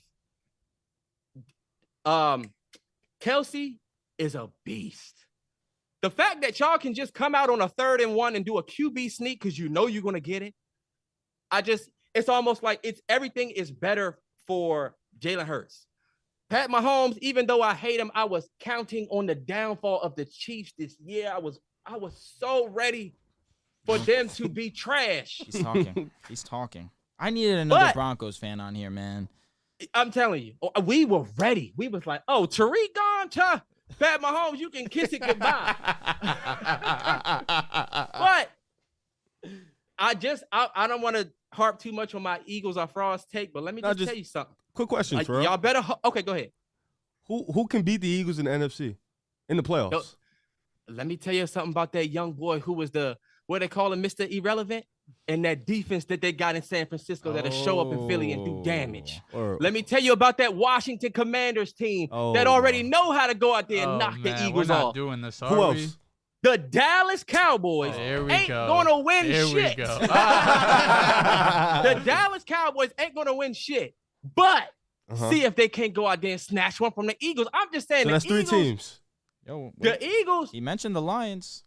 Y'all gotta get in. Let me tell you something about that Dan Campbell squad and grit. I don't know if y'all watch Hard Knocks, but I am fully bought in on the Lions. They just have to be. They just kind of break sometimes. But I have a Vikings agenda, and I haven't even mentioned my Vikings because honestly, they can't beat us. I don't think they can. I don't think they'll win. They're fraudulent. But that Lions team that put up 35 on Philly to start the year, that Washington Commanders team that went out there and okay, we can win against these. We know what we're doing. Also, I'm not gonna say. No, I'm not. I can't put Geno and him in there. I can't. I'm gonna say, good God, Pat Mahomes, the motherfucking MVP. I don't care what y'all say. Dehls, I know that's your guy, and I told y'all Dehls was a sharp motherfucker. Yeah. I told y'all he was sharp. But Mahomes is the motherfucking MVP, and I hate him. Does he remember the Chiefs lost to the Colts? Yeah, Terrell, I got one thing to say. I hate to do this to you.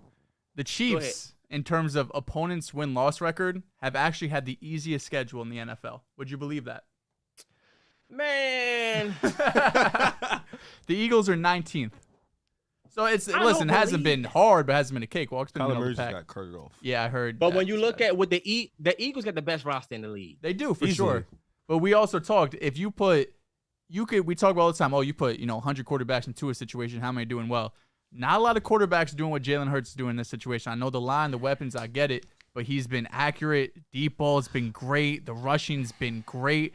It's a very similar argument for Tua and Jalen Hurts where, sure, you could put quarterbacks in this situation, they can play well, but these quarterbacks, up until the last couple of weeks for Tua's case, have been playing at top 5 level well, regardless that we don't consider them top 5 yet. I get that. Statistically, this season, they've been playing at a top 5 level. Both have been winning, so you got to give them their credit there. I understand the Eagles got the roster. They're better roster than Kansas City without a doubt. I'm still taking Mahomes over Hurts. I'm not saying that.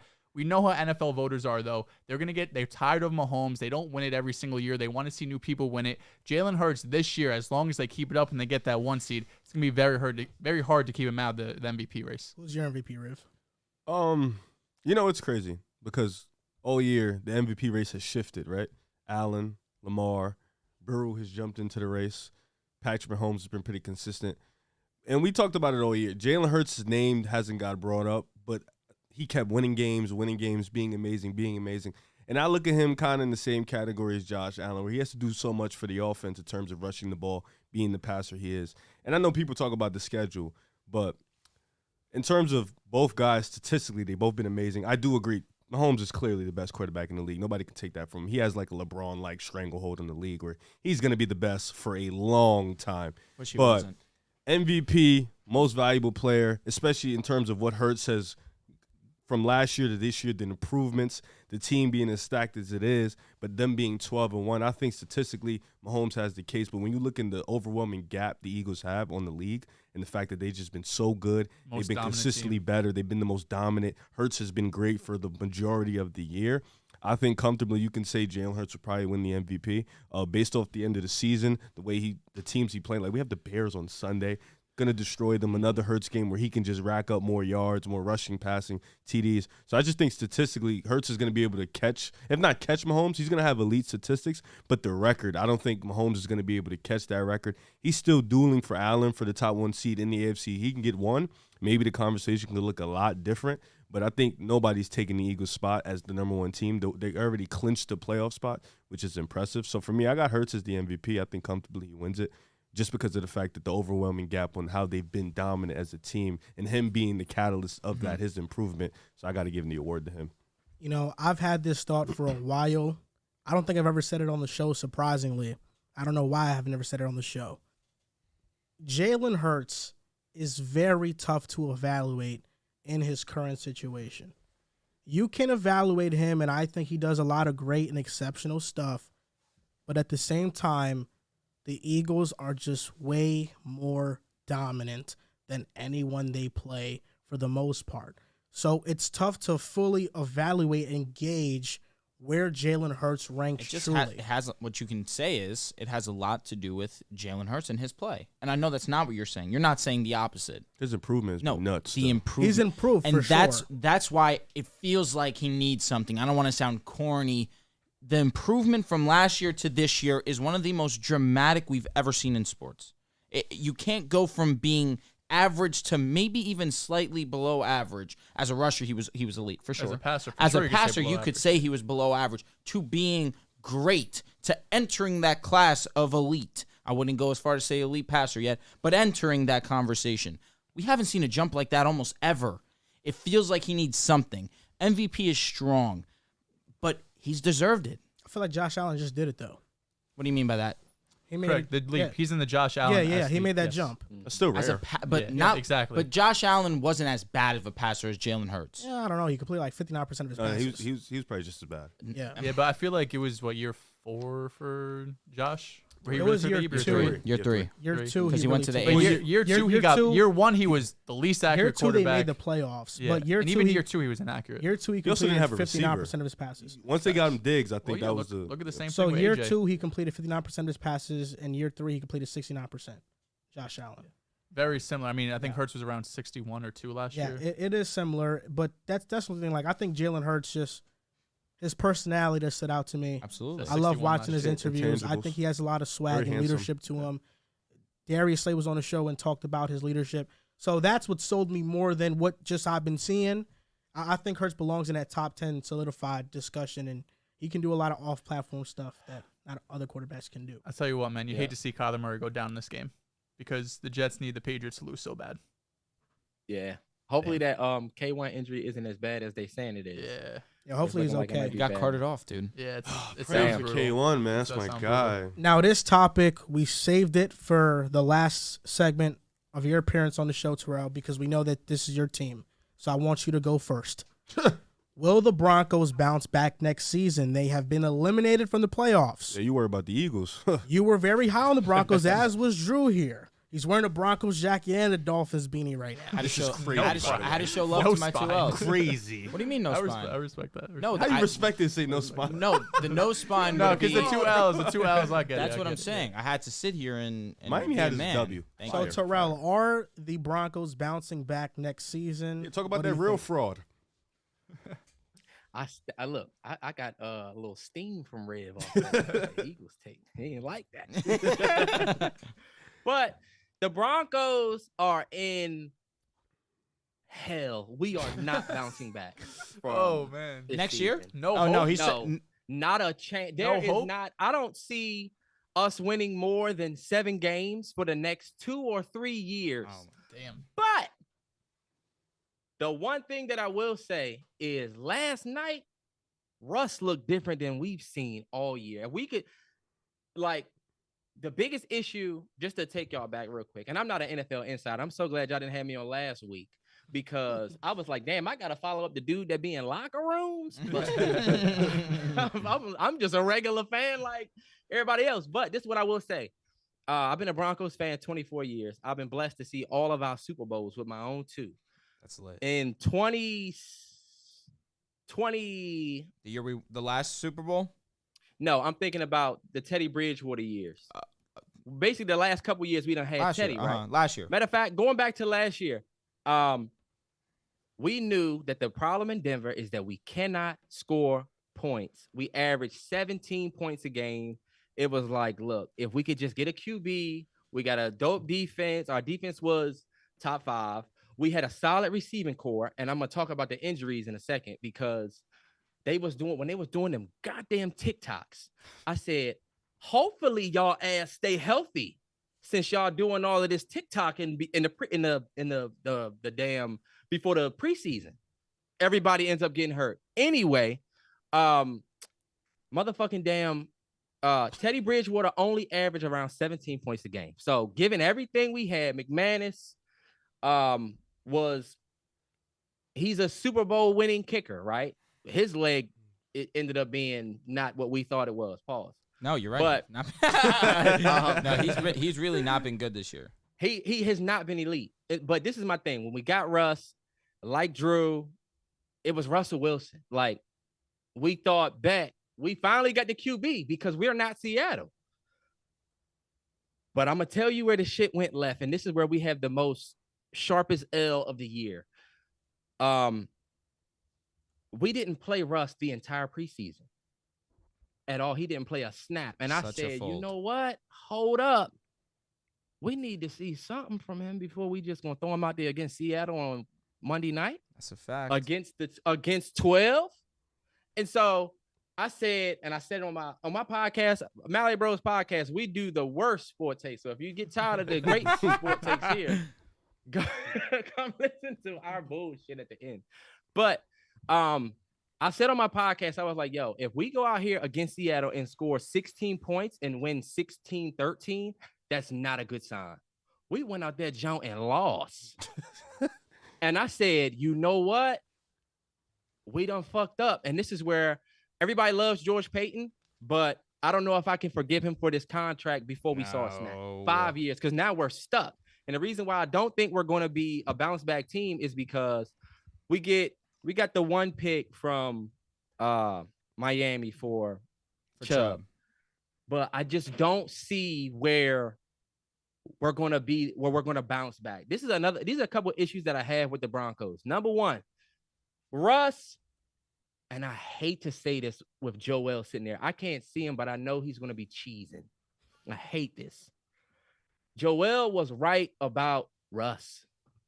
And I hate to say that. I really hate that. But he was right about Russ. He does not see the middle of the field. He's scared to get hit. So he takes way more sacks than young Russ. I guess he's trying to, preserve his body, whatever. But some of these sacks are like, all right, Russ, give us a little K1. Give us some Lamar. Give us some you elusive. Give us what you do on Madden where they need to lower your fucking rating because you can't do that. We saw that. We saw it yesterday. We saw a little bit yesterday. He is 79. We did see a little bit of that yesterday, and that's the only thing that got me thinking, you know what? Maybe if we just get Nathaniel Hackett's ass out of town, adios, then we'll be all right. But if we can't keep that bust list under control with the injuries, it is ridiculous. Our entire team, we had all new starters on the O-line yesterday. It was ridiculous. It is just bad what we have to work with, and this happens every single year. We started the year with Judy, Patrick, Sutton, KJ, who disappeared. But, I mean, I just don't see us bouncing back. We got that one pick. Who do we draft? We get somebody for the O-line? Cool. What's going to happen when motherfucking Luke Wattenberg, the fourth string, he's not even ready to play yet, has to start because two people get injured. Our coaching staff, and I don't know what y'all thought about us hiring Nathaniel Hackett. I think 100% we did that shit to get A-Rod, and then A-Rod said, fuck y'all, I'm staying here, but we were stuck there, so then we get Russ. But Hackett, I thought for sure we was going to get Kellen Moore or Dan Quinn, somebody like that from Dallas. But I just don't see how we bounce back. Somebody tell me how we go out there and we beat the Chiefs. Because at the end of the day, now we average 14 points a game. Maybe it's probably higher because of yesterday. But it has been a painful, painful year. We thought everybody else that got a quarterback, like my brother's a Washington fan. He got Carson Wentz and knew they wasn't going to be shit. And now look at that. He thought for sure this is about to be the worst season ever. Now look at what they doing. But the difference between us is me and Drew thought we was getting a motherfucking ring this year. We said, ain't nobody going to beat us. We going 13-3.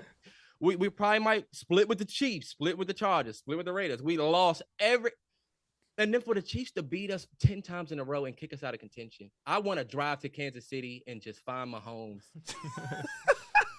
And we just got to shoot the fade. Even if I lose, he's in way better shape than me. I just need to get that. I hate this man. But, I've been rapping. I'm going to let y'all go. What do y'all think? Y'all the experts. Real quick before you go, the one positive from yesterday's game, Judy looked great. Jerry Judy looked really good. He did. He looked good. What happens when you put Bro at the X? When you put Bro at the X, that's what happens. When Judy's healthy, he's been pretty good this year. I'll tell you what. Yeah, he has. Yeah. Judy. Okay. Yeah, Judy. He was dropping passes in the beginning of the year for sure, and that was a little bit of. Now it's Cortland Sutton who was supposed to be this elite guy that I don't think I don't know. I don't know, Cortland. We waiting for Tim Patrick to come back because Timmy's you've been dropping passes. Timmy's him. All right, I'll tell you what, T. This is why I feel a little bit more optimistic. Okay. We've seen a lot of injuries on this team. On the offensive line, we lose Garrett Bowles. Don Risner just missed this past week. Lloyd Cushenberry, our starting center, has been out as well. Mm-hmm. There's been a lot going against us. No Javonte Williams, torn ACL early in the season. You mentioned it. Timmy, He's missed dearly. He didn't even get to play a game this year. Jerry Jeudy missed some time. Cortland just missed this past weekend. It's just not been a lot going in our favor, on top of the fact that Russ is just not who we thought that he was going to be, we being Terrell and myself. And, you know, we're not the only people in the world that thought that Russell was going to come in and be a superstar with Denver. But what gives me optimism is that our defense is still one of the best in the league. Top 4 in terms of least points given up per game. Top 7 in terms of yards given up per game. And we dropped down a little bit because we just gave up over 300 yards to the Chiefs. But even still, our defense came to play and gave us a chance in this game. What leaves me optimistic is what I saw yesterday. Russ looked good. And not only did he look good throwing the football, although he did have that INT for a return touchdown. It was 4th and 1, unfortunate play, honestly. But he showed resilience, and he showed athleticism. Athleticism that I thought was dead. And I say I thought because that's what I was told. But it's not dead. It's due to circumstance and being mindful. He's getting older. He's got to be more cognitive of picking and choosing when he's going to use his legs. Yes, he probably should have used it a little bit earlier, but this season's been in the dumps. He wanted to beat Kansas City. He understood what that game meant to Broncos fans. It would have been nice for him to pull it out. It's super unfortunate that he got forced out of the game. Prayers to Russell Wilson, of course, hoping that he's back this weekend. Right. But I'm optimistic because our defense is great, and we have a primary focus now. Fix the offense. That's really been our primary focus for the last couple of off seasons for sure. But the concern was coming into this year, not the offense. What is the defense going to do? And now, surprisingly enough, we're stuck in the same position. Fix the offense. But you have the quarterback. Whether people think that he's done or not, you may think he's done. You may think he's done. People may think he's done. But Russell still has something to prove. We increased the talent level on our offense, hopefully get a little more healthy on that aspect of things. We get another weapon on the outside. We bring in a different offensive mind because I don't need Nathaniel Hackett calling games for us anymore, honestly. Although he called a decent game plan this past weekend against the Chiefs. This meant a lot to us. I'm optimistic just because of our defense and the things that we can do this offseason to better the offense. For me, my problem, walking into this year, the situation for me was, how was the offense going to look? What was it going to be? I feel like they had a lack of weapons on the offense. And now, towards the end of the year, it's, will the quarterback be good? Will they bring in a head coach? Can the receivers be consistent enough to make plays? What is Javonte going to look like coming back from an injury? How's the offensive line going to look? So it's now stems more problems before this year as opposed to coming into next year. Defensively, you guys are amazing. You guys are usually always amazing on the defensive end. Your problem was before this year to get a quarterback. Your problem is still, what is the quarterback position? Whether Russ comes back and beats that guy, we don't know. You know, he's only getting older, so we'll see. The receivers, 34. Yeah, well, he's only getting older. You know, so we'll see. But can they bounce back? I don't know. The Chiefs are still going to be there. They are. The Chargers, I feel like they're a coach away. I feel like they can retool and they're a coach away. You're not a Staley guy? They can never stay healthy. Understandably so. He's all right. Yeah. The Raiders are going to be better, right? Yeah. The Raiders, I think, will be better. You know, I think, you know, they should be better. They choke a lot. But then you still have the Bengals. You still have the Bills. Miami's now here. If Baltimore keeps Lamar, they will still be competitive. He's going to New York. Can I get there? Oh, sorry. The Jets. Even the Patriots are better than you guys right now. So that's another team. So it's like the AFC is a tough conference. A lot of teams. So with this, like you said, you guys paid Russ. You're pretty much stuck with him for this moment. So you have to hope and pray he will get back to even maybe not that 40 touchdown Russ, but just an efficient, effective Russ. And then you need Jeudy to be consistent. You cannot keep dropping the ball. You need Sutton to get back to that 1K Sutton, that real Dom Sutton. You need Javonte Williams to come back and be that dog in the pass catch, in the running the game. And then you need a good offensive line. And that's a lot to ask for. But, you know, with the AFC the way it's looking, I don't think you personally would bounce back in 1 year. I don't think it'll happen next year. Maybe in like 2 years you fix up a little bit more. But I don't think the Broncos will bounce back. I think you'll be at the bottom of the AFC again. When you say bounce back, we're talking playoffs? 9 wins? That's what bounce back means. If you don't make the playoffs. Well, they haven't made the whole playoffs. The whole thing is to make the playoffs. Well, didn't they win like 8 last year? Yeah, they didn't make the playoffs, so. But I think the biggest issue here is you're paying Russ superstar quarterback, franchise quarterback money, and you're hoping he could be an efficient game manager. I mean, at this point in Russ's career, right now you're hoping. I understand. Listen, Russ was exceptional against the Chiefs, but if you take the entire season into account, he's been pretty bad, right? He's been really, really bad. So it's very hard to win make the playoffs, win multiple playoff games when an efficient game manager is going to be getting top 5 quarterback money, because that's going to, it's going to hold back where you could spend the rest of your cap money to bring in free agents to fill up other holes. And you traded away a ton of draft picks. I mean, that pick you gave up is probably going to be top 5. Obviously, without Russ, you have that pick, and then you still have a quarterback situation here. But looking at the holes you have on your team, which is weird because it doesn't seem like you have a ton. The line's been, and it's really been a lot of injuries like you guys have talked about. But my biggest issue is having to have all of this money tied up to Russ and hoping he can carry you to victories, because when you're paying a quarterback $250 million, you're saying there's going to be 5 or 6 games this year that is not going to go our way. The play calling is not going to be great. The receivers aren't going to get open. Guys are going to be hurt, but you have to win this game. Yep. That's what you're doing when you're paying a quarterback this type of money. And what Russ has showed us this year is that he's not capable of winning you 5 or 6 games. Can he get you a game or 2? Yeah, probably. But again, we're getting back to efficient game manager, almost to like a Tua level where he could put up great numbers, but is he going to be able to win you these games when things aren't going his way? That's the biggest question we have about Tua right now. So for the Broncos, it's really going to be figuring out that perfect head coach who you can compare with or pair up with Russell Wilson to get the most out of him. We've seen it with a bunch of OCs and head coaches this year, whether it's Mike McDaniel, whether it's Nick Sirianni with Jalen Hurts in year 2 of the system. We see offensive coordinators and head coach being able to, make quarterbacks a better versions of themselves. And we thought Russell Wilson would be able to elevate Nathaniel Hackett. But going into this offseason, you have to find a head coach that's going to be able to elevate Russell Wilson and this offense, because the defense is there already. Now you got to get the offense up to speed, because being in the same conversation as the 0-16 Browns offensively, you're not going to the playoffs. I don't know if you even finish third in the division if the offense is this bad again. And it really sucks to, really waste this defense year after year when the offense has been holding you back. I want to shout out Russell Wilson because he finally got 12 touchdowns on the season, which means that he has the same amount of touchdowns as bathrooms in his house. Jesus, that's always a good milestone to get. I feel like that in itself is a good thing to overachieve and overcome. He has 12 bathrooms in his house? He does. For what? Oh, the future's kids. This may be surprising. Take it easy. It's one child from future. Goodness. This may be surprising. The Broncos will bounce back next season. We don't want you. Wow. They're going to bounce back next season. And this is why. Russell Wilson this year has been a bottom 5 quarterback statistically across the board. The Broncos have a ton of injuries. Tim Patrick got hurt. Javonte Williams. Cortland Sutton is out right now. Injuries on the offensive line. Randy Gregory missed a handful of games. Justin Simmons missed a handful of games. Justin Simmons. They've had injury after injury after injury. I think a large part of that is due to Nathaniel Hackett's off-season plan for this team. He was never built to be a head coach. The fact he got that job was more of a disgrace than Jeff Saturday getting the job.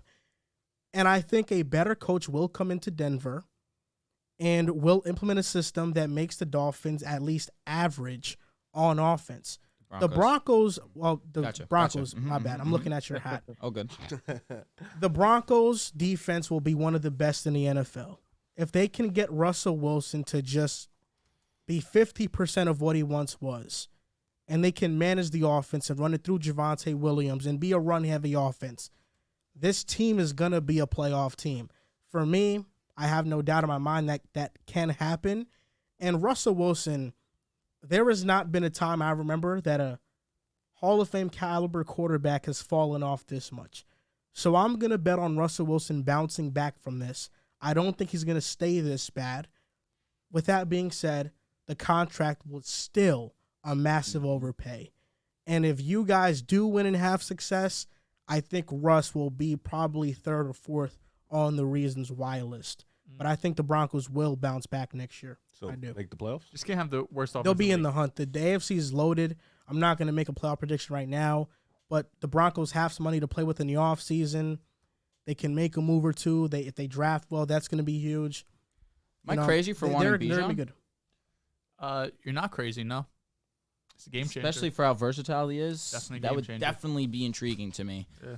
But I wouldn't be Drew? Bijan, the running back from Texas. Oh, okay, yeah. I would love Bijan or I would love JSN because I feel like around that area we can get either of those guys. Bijan might go a little bit earlier. Offensive player. Correct. I want to play an offensive correct. skilled I position do guy. need. I need that. I need that. Yeah, because to be honest, Javonte had a ACL, PCL. It was something serious. I think They that's said what we might not Dobbins even had.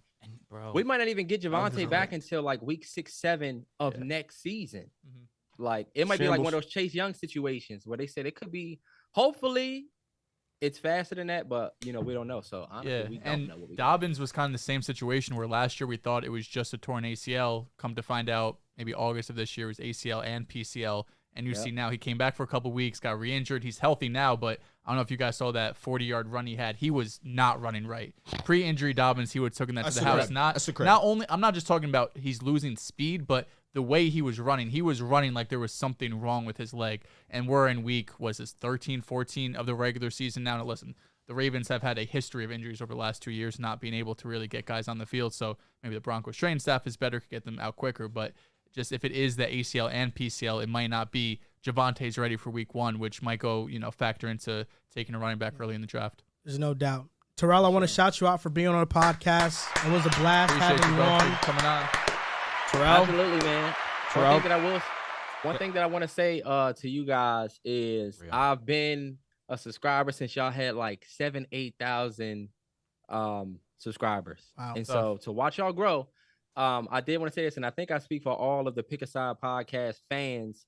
The best thing about y'all is y'all relatability and how y'all don't try to be like a lot of these other, people that do what y'all do. I think the best thing about y'all podcast versus what we have a lot of, the industry is so saturated with former players that have podcasts, current players that have podcasts, people that have these platforms that are based on these big guests coming through every week.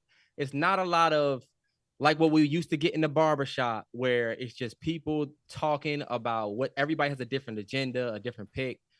Like we as fans get to come back every week and know that we about to give Joel hell, or if Dehls don't think I'm watching the Jets every week because I think they could potentially go 0-5, and I saw him turn up on y'all last week. talk to him, T. But I think that's what makes y'all so great. The set's gonna get bigger, the camera's gonna get better, the motherfucking drip that y'all wear is gonna take off. But as long as y'all remain who y'all are, we'll always be here. So I fuck with y'all. Love y'all boys. Thanks for having me on. And when the Eagles fold at the end of the year, You'll be back. I'll be back. T, before you go, really quick, is there anything that you want to shout out? Mallory Bros Podcast, each and every Friday, all DSPs. I have an identical twin. If you don't know who I am, you're like, damn, who's this guy with the takes? I am not as much as an expert as these guys on our podcast. We kind of put you back in the barbershop. We talk about everything that you can think of, some sports, some other stuff mixed in.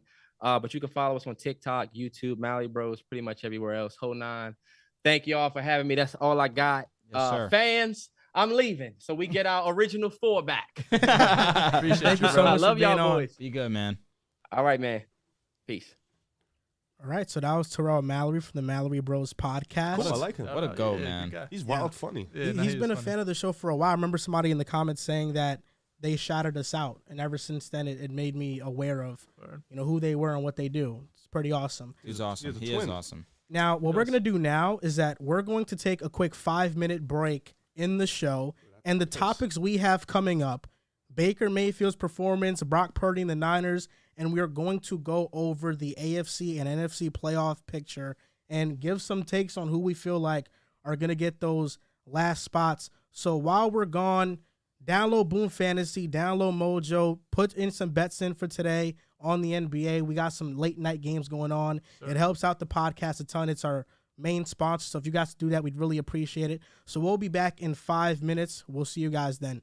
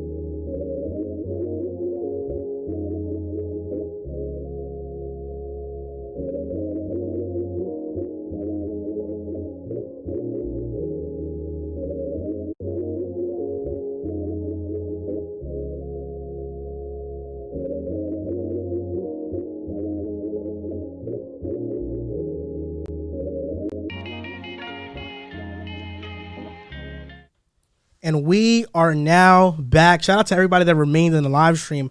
427 people. Shout out to y'all, man. If you haven't already, like the stream. Like it up. Now, You see people saying what my fit looks like?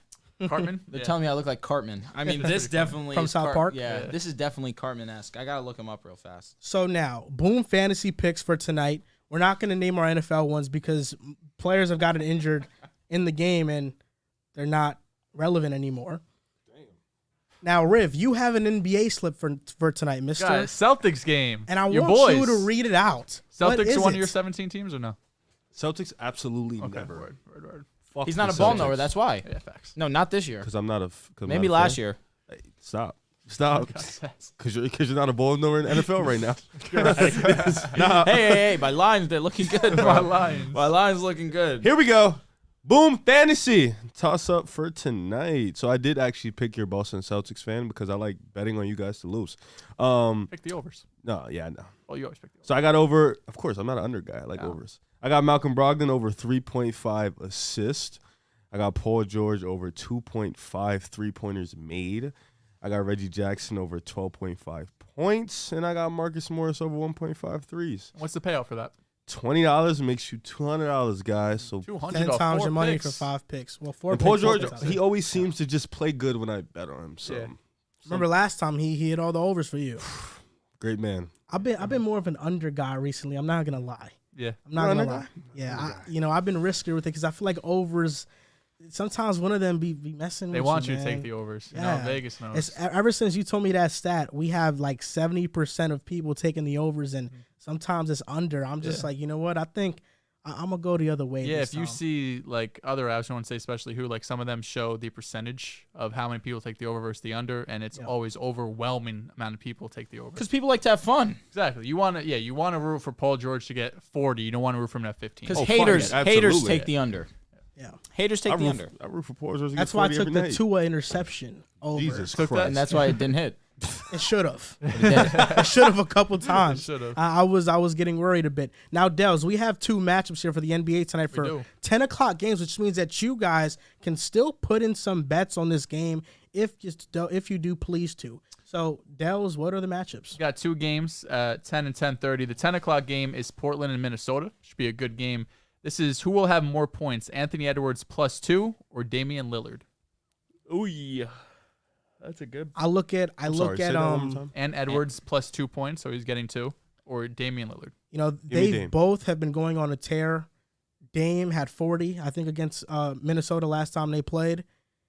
And had like 26. Yeah, but you look at Portland and Jeremy Grant and what he is defensively, it's going to be tough. And I think his matchup will be Anthony Edwards. I bet on that game. I think I'm going to go with Dame. Me and Joel was texting during the game because I was at work. I bet on the game, and he was like, Dame might sell you because he was struggling. He had like 12 points. Next thing you know, he has like 38 in like 5 minutes. Yeah. I was like, good guy. Yeah, Same time. I'm going with Dame for sure. Dame. I'm going with Dame. All on Dame. Okay. And the other matchup, Celtics Clippers, like we talked about, Jaylen Brown versus Paul George. Paul George getting 1 point. So basically, toss up. So, Paul George. We're going with the better player. Paul George. I'm going to go with Paul George Right now? in this one. One. What do we? What is our favorite line here? One can be playing better. He's not necessarily better. No, I'm going to go with Paul George here. So my matchup would be Dame PG over just had Edwards 36. and Kawhi PG playing over tonight? Jaylen Brown. Doesn't matter. PG's the best player. Kawhi was supposed to play. He played the other day. It looks like Kawhi is. We still have lines up for Kawhi, so it's a good sign that Kawhi he is should play. playing. You know what? JB. Lock it Taking in. JB. Respect it. You don't think this is a Tatum bounce back from the Warriors? Listen, it doesn't matter. Tatum can play well. JB will get What his. you can know. JB will get JB's his. going to hoop. He might. He is so He might. damn nice. You know, he might. He dead might. That's really my guy. They uno. Look at these guys. Sick. They shouldn't have done it. He's been a JB guy for a minute. No, I'm not mad. You can have. no, JB. he knows. I He don't- knows. I don't give a fuck. So what do you? He's just mad that someone's on my side. Being a Lakers fan and rooting for the Celtics is sick. Do I root for the Celtics? You did. You literally did. I wasn't rooting for them. That was What my If you're the- rooting for Just a Jaylen mistake. Brown, It was you're just- rooting for he the was- Celtics. he was I like taking a Jalen mistake. Brown. No, you God were forbid. undoubtedly rooting You for like the Celtics. Brady. You're a You had Jets an And I'm, fan. agenda. and I'm On not the mad Bucks. about No, it. no, I had an have- agenda. You have agendas. He left. Does that mean that And then I you're- like Yes. that. Yes, you want baby, Brady let's now. go. Yes. I lived. I came out and Baby. I woke up the next day. I feel you. Wasn't devastated. You definitely was. Why Mr. was Alvaro I? Ferrero asks, JB is a top what player? In the Top 20, NBA? top 25? Top 25. Yeah, I think solidified. Closer to top 20 or 25. 25? JB. Top 25. Top 25. I'll give him top 25. It could change towards the end of the year, depending on how And the that is season goes. respect because there's a lot of good ball players, but JB is one of those. He's Yeah, been tweaking top this year. 25. Now, It could change. It'll probably I'm gonna change. put the Boom Fantasy link in the chat. If you guys want to go and deposit and place in your picks for tonight, that would help the podcast a lot. We're trying to get in the routine of doing these live streams, having sure. some fancy equipment. Obviously, always staying true to ourselves, and the way to do that is, making the sponsors happy. Yeah, Absolutely. Go play Well Boom. said. Deposit $10. Boom.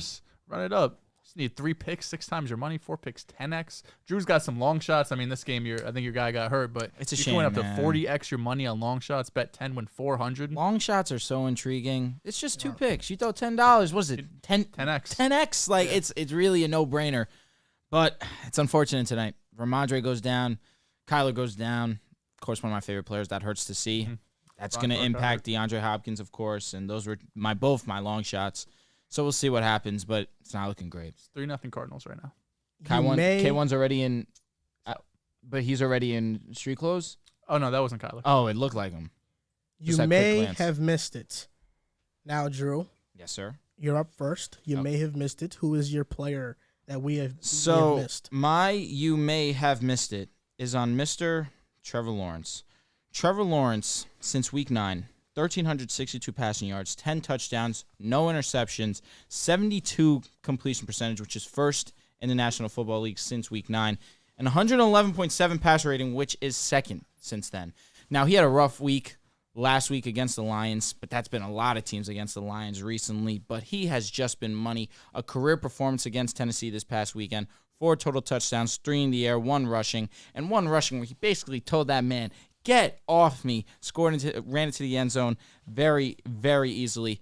He's been special. Trevor Lawrence has been special basically this entire year. Games here and there where he's kind of fallen off, but that's every quarterback. That's not Patrick Mahomes, it seems like, and Jalen Hurts to that credit as well. But what he's showing the world is that Trevor Lawrence is that guy. Trevor Lawrence was the number 1 pick for valid reason. And what I want to do real quick is shout him out on Mojo, because early on in the season, I was praising Trevor Lawrence, saying this was the next $100 guy. And it takes time to become the next $100 guy. But what he has done so far this season is only get closer and closer to that mark. Right now, he is currently at $64.54. In the last month, he's gone up 2%, nothing crazy. But in the last year, he's gone up 25%. Trevor Lawrence from last year to this year is a completely different ball player, and because he's playing with confidence. He's playing with someone that's actually developing his game in a positive way. It was never a question when Peterson was going to come in that it was going to be eons better than what Urban Meyer had come in and brought in. The vibes were completely off. Now Doug Peterson's in there. There's momentum. There's confidence in the building, and it's only going to benefit Trevor Lawrence and the Jaguars' future. Hey, guys. You may have missed it. I got 2. Just one, I wanted to give a quick shout-out to Jacoby Brissett and Deshaun Watson. And I saw the little interview he had about, just shouting out Jacoby Brissett and talk about how the leader he was for the team and how much he's helped them out so far. So I just wanted to give a quick shout-out to Jacoby. He's been statistically a great quarterback this year. He's kept the Cleveland Browns afloat, kept them competitive, and now Deshaun Watson's back. He's giving them the praise for him. And then number 2, the best receiver in the NFL by far, Justin Jefferson, 213 yards. Far. Sorry. Let me pay respect to Tyreek Thank Evans. you. Arguably the best Tyreek receiver. Hill, Tyreek Hill. Tyreek I said Evans. right? Arguably the best receiver in the game, 200 yards. They didn't beat the Lions, unfortunately, but this year, Justin Jefferson, he's just been so amazing. Justin Jeff. Like, he's just been so amazing. He's been so versatile. He's been able to make, it feels like every week Everything. he has a catch that no receiver can make, I feel like. Yo, I saw you tweet that. That was a little, I'll dap you. It was Yo, a bro. little crazy. Yo, bro. Calvin's making those catches. Okay, Calvin's 6'6". Jerry's making those catches. Jerry's different. He's Randy's 6'4". making those catches. You're talking about the Terrell, GOAT. But you said only 2 in NFL history. I was obviously in the moment. It was exciting. Jetta just did some shit. I was like, oh my God. Like, Yeah, nah, he does he's it every nasty. week. And to jump on Mojo, But you see of course. Jamar Chase. Like Jamar Please. Chase be making some crazy ass catches too. I'm glad you brought up Jamar because Justin Jefferson has clearly asserted himself as the pack, Is as the that better guy. true? He possibly is gonna win Offensive He Player might, of the Year. but it's Jamar missed some time and even still has what 8 touchdowns this year. He's Jettis has different. 6. He's different. Just has 6. He's nice. Throw some respect on that boy's name. To talk on Mojo, last year Jefferson was at $20. This year he's jumped up 34.33% to now $27. And if he wins Offensive Player of the Year, that is probably going to skyrocket. And this guy's only 23, 24 years old. I expect him to continue to be at the top of the wide receiver mark. I agree. I expect him to continue to be arguably, well, he'll be the best receiver next year because these guys are only getting older. He's young. He's the new cream of the crop receivers. He can do everything. On Jamar. I'm not sleeping on Jamar. You're but sleeping. You know who's the better guy? Right now Close. it's It's close. Listen, I would. For sure. Right now it's Jettis. It's not close. Chase isn't better than Diggs. On my life. What? On my life. Huh? He's not better than Diggs. That's a crazy statement to make. How's it crazy? Diggs is Pass nice. touchdown. He's not He better than is. Diggs. Who scored? Kevin Harris, Hate that? to see that. third string running back. Diggs is great. Diggs He's is elite. amazing. He is. elite. He is elite. Jamar just gives you something that not many receivers can give you. And that is That what? big play over the top ability. AJ Brown gave you that. For sure. But who gives? Does he give you that speed? Does Jamar Does he give you those that footwork? hands? Does Jamar He give you that footwork? does. For Diggs? Like Diggs? No, Stop. not Yeah. not many do. Yeah, come Not many do. His route running. Diggs is one of one when it comes to yeah. route running. Hey, nice man. Shit. Wanna Couple see ball that? knowers. My this week, Energy in the- shifted. or you may have missed it. Energy has indeed shifted. Shout out to Jaylen Brown. I have a quick one and then my actual one. First one, Jets play the Bills. You're going to talk about that just really quick. I know you might talk about this guy. When Sauce and aforementioned Stephon Diggs were matched up, Josh Allen did not target him one time. Sauce had him on clams. He has solidified himself, I think, top 5 corner in the game. You can make that argument top 2, top 1, and you would not get a debate from me. DPOY, had him or in excuse hell. me, defensive rookie of the year. DPOY is not insane though. And then also Jamison Williams, second game back from injury. This game, first career reception, first career touchdown. He had, I want to say, a 45-yard touchdown in this previous game against 41. the Minnesota Vikings. Over this last week, he's up 1%. Over the last month, he's up 2% on Mojo. So you knew Jamison was coming back. All you had to do is invest. He didn't even have a good game his first game. His second game, he gets that touchdown. This Lions offense, you guys talked about it last week. I still don't think they're going to beat the Jets outside in the cold. When it's in a dome and it's nice and warm, they put up a ton of points. But this upcoming week against the Jets is going to be a big test for them, big test for Jamison Williams in this offense. But adding him to this wide receiver room in this offense, Jared Goff is playing at a Rams level efficiency. They're a hot team. They're a scary team with this versatile, you got Amon-Ra is more of that possession guy, while you have Jamison more of the over top guy. Seem scared. I'm not scared. I'm not scared. You seem nervous. I don't quite trust the Lions when they're on the road. Okay. They still, I think, in Dan Campbell's career, have 2 career road victories. I want to say maybe it's still 1. Coming into the season, it was 0. So going outside in the cold, it's a whole different game than being inside in a dome, especially against the Minnesota Vikings defense, who's one of the worst in the league, coming to play the Jets, who are one of the best defenses in the league. Now, Dehls, I saved this for you may have missed it, right? The Jets lost to the Bills 12-20. They fall to 7-6. Mike White, gutsy performance. Got knocked out a couple times. Shots to the ribs. Left the game twice with rib issues and still toughed it out. I felt like that game showed a lot of toughness, grit, and leadership. And listen, man, it's simple. It's simple for me. I look at you in your face, and you know what I see? I see a brother. I see a Jets fan. I see a Jets brother fan. That's what I see. And I'm tearing up as I say this, as I look you in your eyes. I'm crying again. Because I want to make a sincere apology to Jets fans. I'm sorry I betrayed the team and I abandoned this team. It's clear that they need my positivity in order to get into the playoffs right now. And Zach Wilson, my evaluation thus far has been wrong about him. Still think he has the talent to come back and bounce back, but it's clear this is Mike White's team. The locker room rallies around him.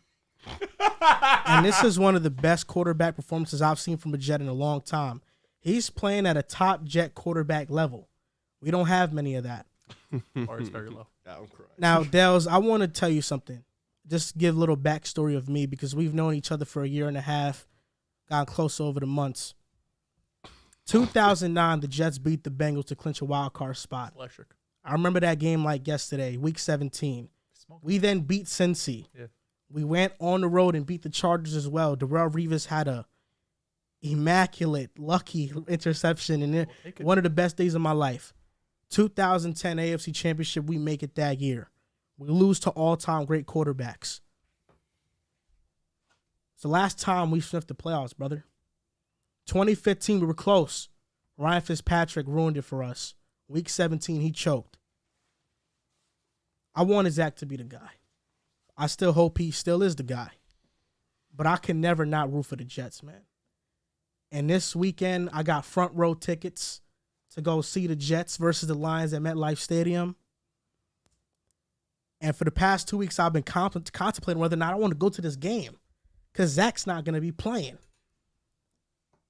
But I'm a team first guy, man.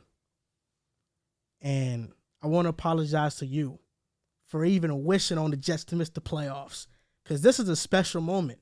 The last time the Jets were in the playoffs, I haven't even gotten my first kiss yet. That's how long it was. It's 2010. But now the Jets are in a position to do it again. And we need to go back and we need to win. And we need to show teams what we're capable of. This is New York Jets football. And before the season, when I made my prediction on the Jets having a great season, it wasn't off the back of Zach Wilson having a huge second-year leap. Did I think it was going to happen? Yes. But I picked this team to make the playoffs because this team is goddamn talented. And now the whole world is seeing what I saw in the offseason. Garrett Wilson was my wide receiver number one coming out of college. Breece Hall, he was your guy. I liked him coming out of college too. AVT, I call him ADT. He protects everything. He's been out though. But even with these injuries, we've been solid. Defensively, Sauce, when he got drafted, I called him the next Terrell Revis, mixed in with Antonio Cromartie. He's been exactly that. Now, this Jets team has players on it that I love and I admire. I wanted Zach to be the guy. I got a Zach Funko right behind me. He's still there. It was a gift from Max. Shout out to him. Listen, the Jets, we got to make the playoffs, man. We do. We got to make it. And I'm on board for this playoff run. And I'm on board for Mike White. I am. No disrespect to Mike White. And it's time that I reunite back with Gang Green because I bleed green. And I want to make that sincere apology to you, brother. I appreciate that, man. Yeah. I appreciate it. I welcome you back aboard. You don't, it's your last chance. You pull some slick shit again, you can get off this train. But I want you back on. There's not many. Folded. I know there's not many people aboard this jet train, this playoff train team that, can make some noise. So welcome you aboard. I'm excited, man. These next 4 games, listen, the Vikings and Bills, these were the 2 tough games on the schedule. The Jets want to make the playoffs. It's in their hands. You win these next 4 games, you're in the playoffs with 11 wins. Even if you win 3 out of the next 4, you'll still be in that conversation. But Seahawks, Lions, who am I missing? And Dolphins, Jags. Dolphins, Jags. Let me ask. Teams in our tier. Let me ask. 0-5? 0-5. Is it crazy? We're not going 0-5. Say you guys are going off. You're not as adamant Not going as you were last week. I'm not very gonna, aggressive. I already fucking screamed at the top Well, of my lungs last now you're week. down to 0-1. No, but hey, wait, Bills- before I take a yes. victory lap, this isn't a victory lap. I'm just trolling. I know. We knew that There's this no way we're game, going 0-5. you guys weren't going to. Oh, hey now. There's no way we're going on. We knew you guys weren't beating the Bills. You beat them already. Worst case scenario is 2-3. I didn't see 2-0. I said I think that would be best case, 2-3, and that's with respect. The best case is 3-2 for him. For you guys, Best case yes, is 4-1, no, yeah. yes, no, ideally. The Bills wasn't. That being said, long shot. how I see it, Long shot. this is a hot Lions team. You Yeah, mentioned it. They're not great on the road, but I like the football that they're playing. I think they're going to continue. Seattle, winnable game, for sure. Jaguars, winnable game. I don't see you guys going 2-0 against the Dolphins. But no bias. Honestly, in But my how heart, Tua's I don't playing? see it, especially in Miami. Well, how Tua's Ooh. playing in our defense, It'll be hot. and we're good. They I mean, look- I you guys are I good. look at the Jets right now and listen. It's crazy. No way 0-5.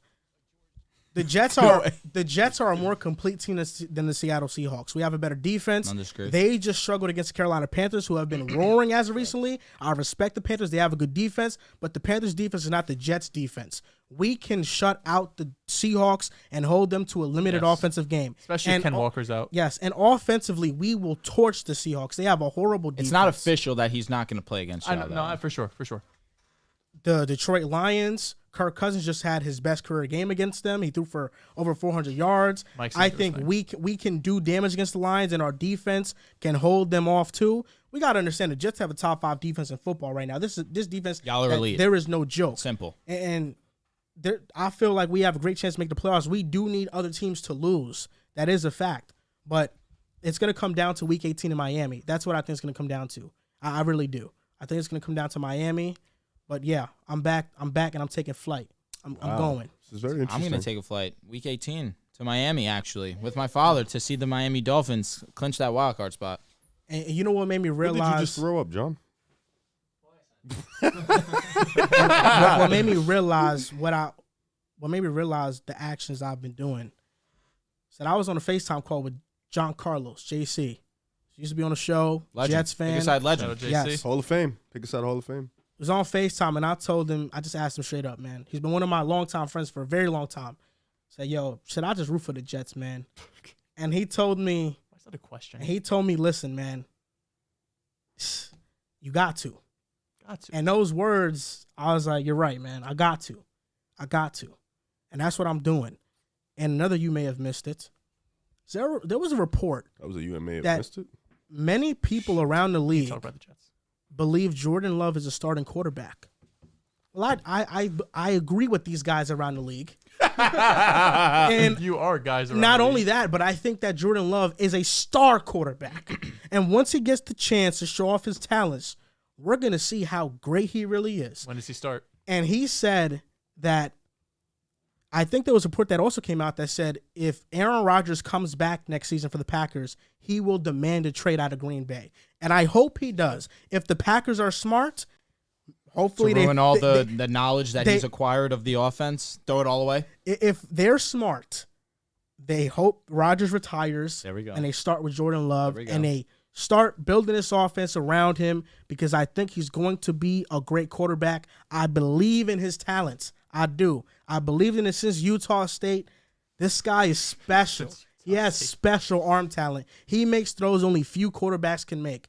And if the Packers fail to start him, he should go elsewhere. Atlanta would be a nice spot.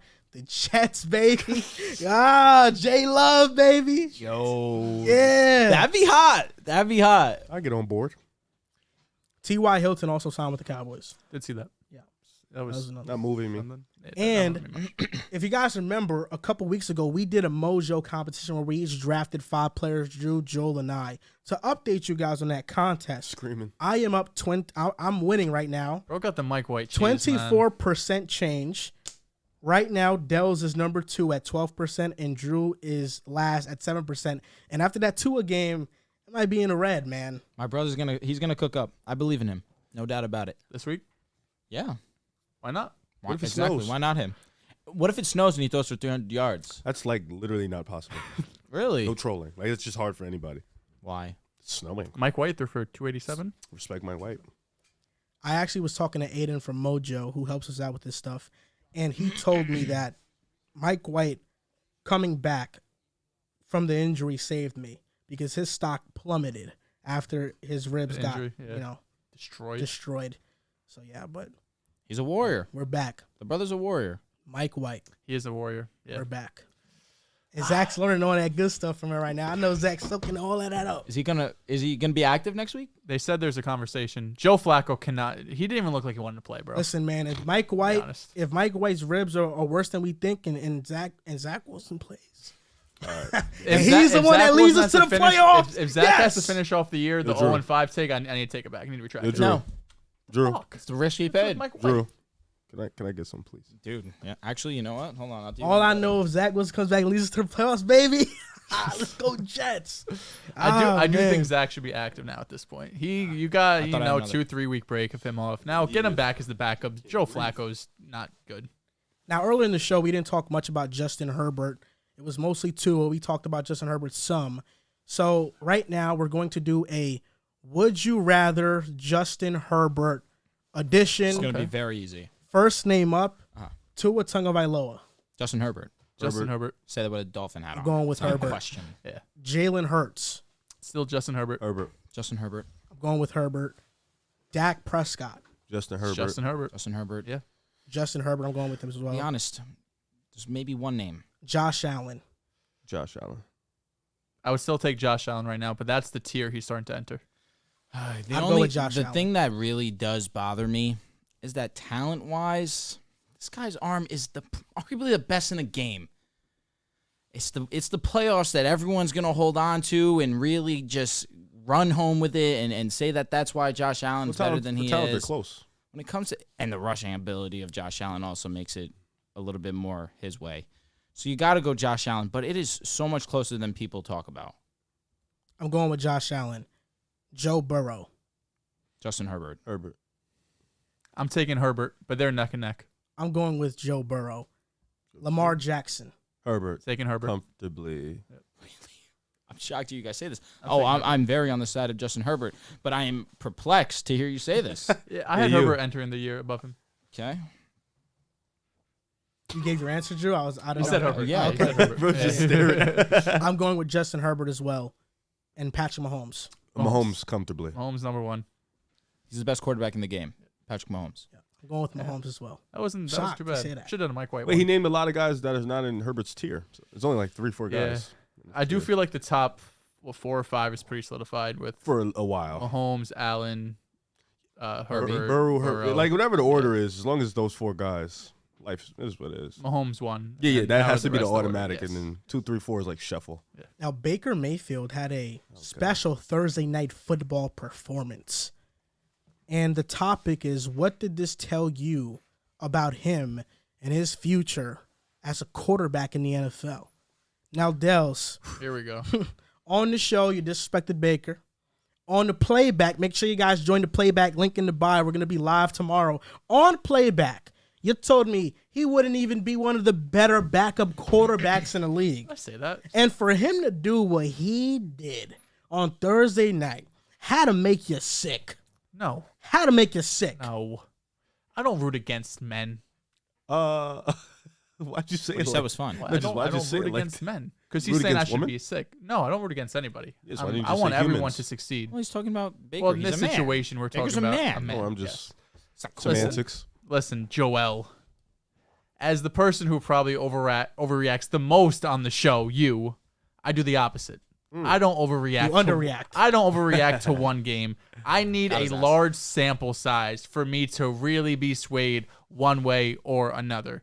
Baker Mayfield, what he did on Thursday Night Football was remarkable. Two days to learn the whole offense. He got on a plane. He flew commercial. He wasn't even got a private jet. Nothing. He flew commercial. Very Went on the gangsta what he plane. did. Got to L.A. Stepped in and listen. The first few quarters weren't great, but that game-winning drive, regardless of what went his way with penalties and whatever might happen, you have to give him credit because that's something that I don't remember seeing a quarterback having 2 days of preparation, going out national televised game Baller. and winning a game they were supposed to lose. I think Baller. we all had the Raiders winning that game when we did our pick 'em last week. So what he did was phenomenal. Does that make Baker Mayfield a franchise quarterback? Does that make Baker Mayfield an ideal quarterback you want to start in 2023? It doesn't. It might have to for It them. doesn't. Are the Rams going to be in the situation where they have no better option because Stafford's either hurt, doesn't recover, ends up retiring, whatever it might be? Sure. But when you're going to be making your quarterback list at the beginning of next season, you're going to be putting Baker in the 20s. There's going to be 80% of quarterbacks that are starting that you would rather have than Baker Mayfield. 80%. Can he win a game for you? Sure. What he did was spectacular, and I really don't want to understate it because what he did was one of the best performances we've seen all season with the amount of preparation. I respect it 100%. But I'm not taking this one game against the Raiders, who have been a mess for basically the entire season, and propping Baker up saying he's the answer for the Rams. He should be their franchise quarterback for the next 2-3 years. No, let's relax. He had a great moments. But overall, we have a 4 or 5 year sample of Baker Mayfield. In his best season, he completed, 63% of his passes? And that's supposed to be his number one thing, his accuracy. He's pretty small. He's not that mobile. He's pretty small. He doesn't have You're the bigger than him? hugest arm. He is. He's not. How tall He's, is Baker? 6'1"? yeah, he's not that You're a accurate. bigger man than him. I'm a bigger man than a lot of quarterbacks, are being honest. He's a bigger man than my quarterback. That's true. Both of them. Me too. So with that being said, great moment for Baker. I'm not overreacting. That's not what I do. I leave that for you. You're Baker great just at got it. You're Dehls. great at it. Go ahead. You know what, Dehls, I gave bro a classic. is Nobody called Baker Mayfield a franchise quarterback. What I did say is he's a starting level quarterback in this league, goddammit. He is. And I think he showcased that against the Raiders. 2 days. You got signed in 2 days. You're already playing again. You're starting. John Wolford. He didn't start. John Wolford played, and they were like, you know what? Baker gives us the better chance. Without a doubt. You mentioned the Raiders being a mess. And, yeah, they deserve all the smoke because they had a playoff opportunity and they blew it against a Rams team that has been dog shit this entire year. But that's what gets me to my point. The Rams have been just as big of a mess, if not more, than the Las Vegas Raiders. Their receivers are Van Jefferson. You don't respect them. I'm not Skoronovich, you don't respect them. Tutu Atwell, you called them a bust, man. Yes. Tyler Higbee. Mid. No running backs to speak of. Come on, Cam Akers is just a guy. One of the worst offensive lines. Well. And Baker Mayfield, 1 touchdown, 230 yards, 91 passer rating, threw one of the best passes I've seen this season to Skoronovich. On the right sideline, that pass to Van Jefferson on the left sideline, the game-winning touchdown, he drove 98 yards to that victory. Now, what does that win mean for Baker Mayfield? It means that his NFL lifeline has just expanded. That's what it means. It means that the perceived notion of who this guy was, a complete scrub, has now been thrown in the trash because teams, we was watching that game. It's Amazon Prime Time. We were watching, and guess what, Dehls? I remember exchanging texts with you, and you said, Baker won't play this game. And I said, no, there's a chance he does. And you responded, it gives me a reason to watch it. You want to know why? Because Baker makes you watch. He makes you tune in. You want to watch the game because of Baker. My alternative was John Wolford. What are we talking about? And On Baker, prime time. And Baker gave you a special moment as a football fan. Now, Sean McVay expects Stafford to have a fully healthy offseason and play next year and be ready for next year. But let's be truthful about Stafford. He's regressing. He's aging. He's immobile. He's turnover prone. He was tied with Trevor Lawrence last year in interceptions. He was on pace to have the most this season. Baker Mayfield had a better game versus the Raiders than Stafford has had all season. Now, Baker, at this point in his career, he has to take the Geno Smith route, learning under a veteran quarterback, preparing.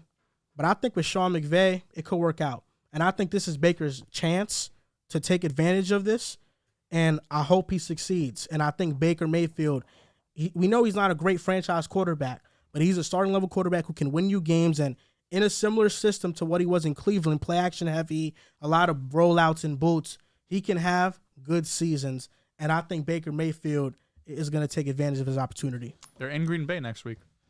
You know, I only really want to address, because we spoke about this a little bit last episode, but I wanted to speak on this because people were calling me LeBron James because I said that I felt something was special in the air. And I did. At 8:40, I tweeted, never thought I'd be excited to see Baker Mayfield play football. But here we are. And then he ends up doing what he did. Game-winning drive with almost no time left on the clock. You just saw him in that blue. You saw him on prime time. The lights were the brightest. Baker just has a niche for the dramatic.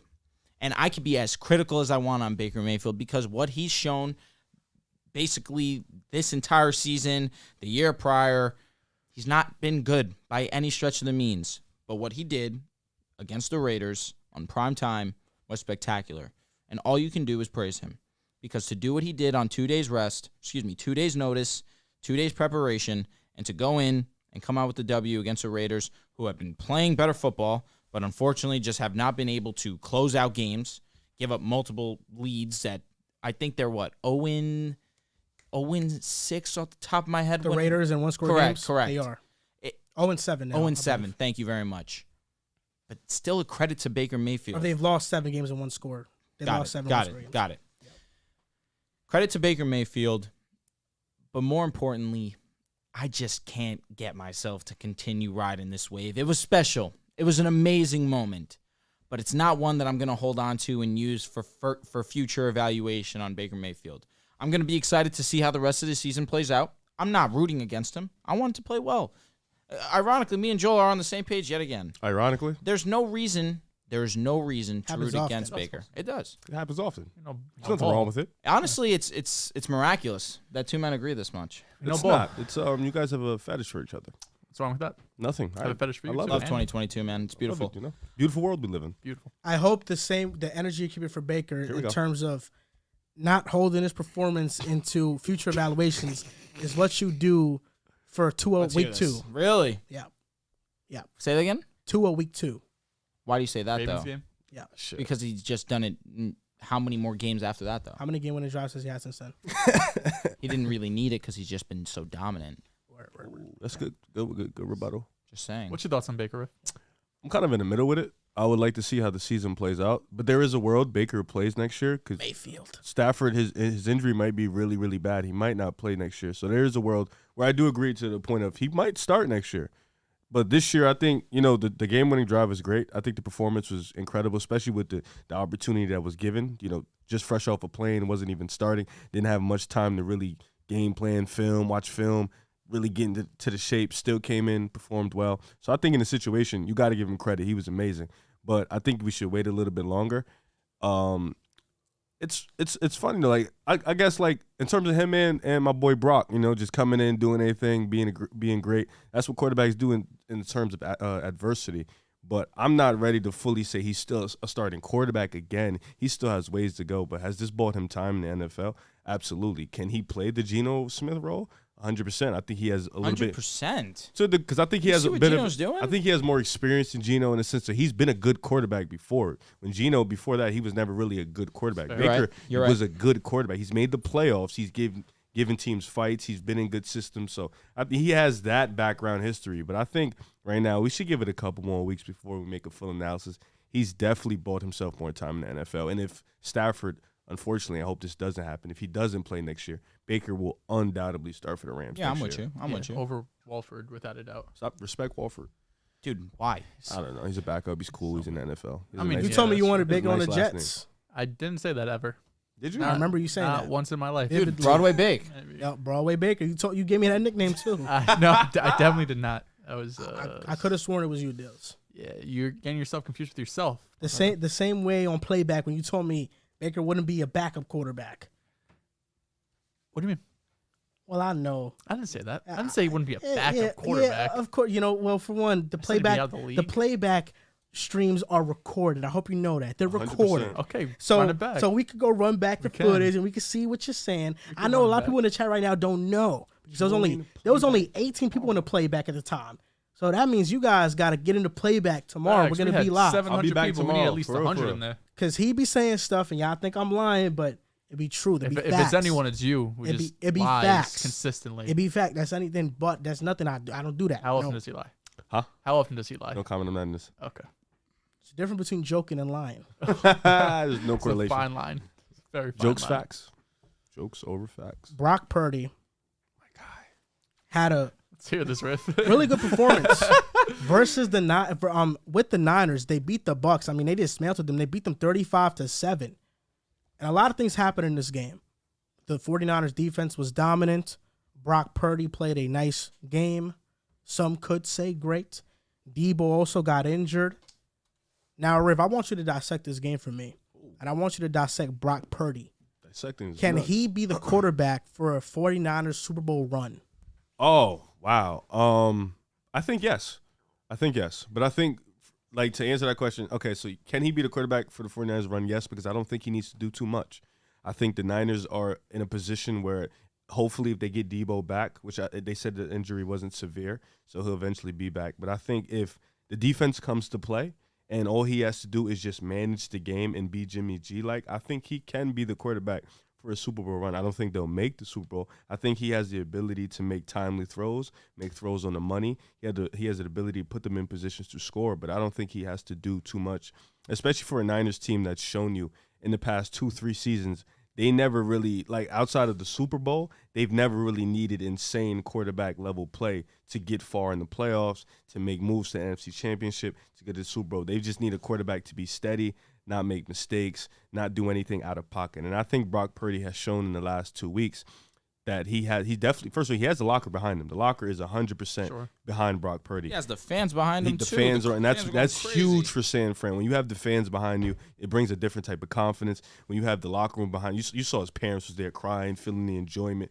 for Brock Purdy that he's doing this thing. But one thing's for certain, the confidence is there. The swag is there. You saw against the Dolphins, he was out there making plays, and he was talking his shit. So when you have that confidence, that different level of confidence, you just play so much better. And I think Brock Purdy, especially Kyle Shanahan, when you got Kyle Shanahan behind you, you feel like you can do anything, right? He's one of those coaches. So having that, and then when Debo gets back, and then Christian McCaffrey had a big game on Sunday, having him there, I'm definitely confident Brock Purdy can be that guy as long as he doesn't do too much out his role.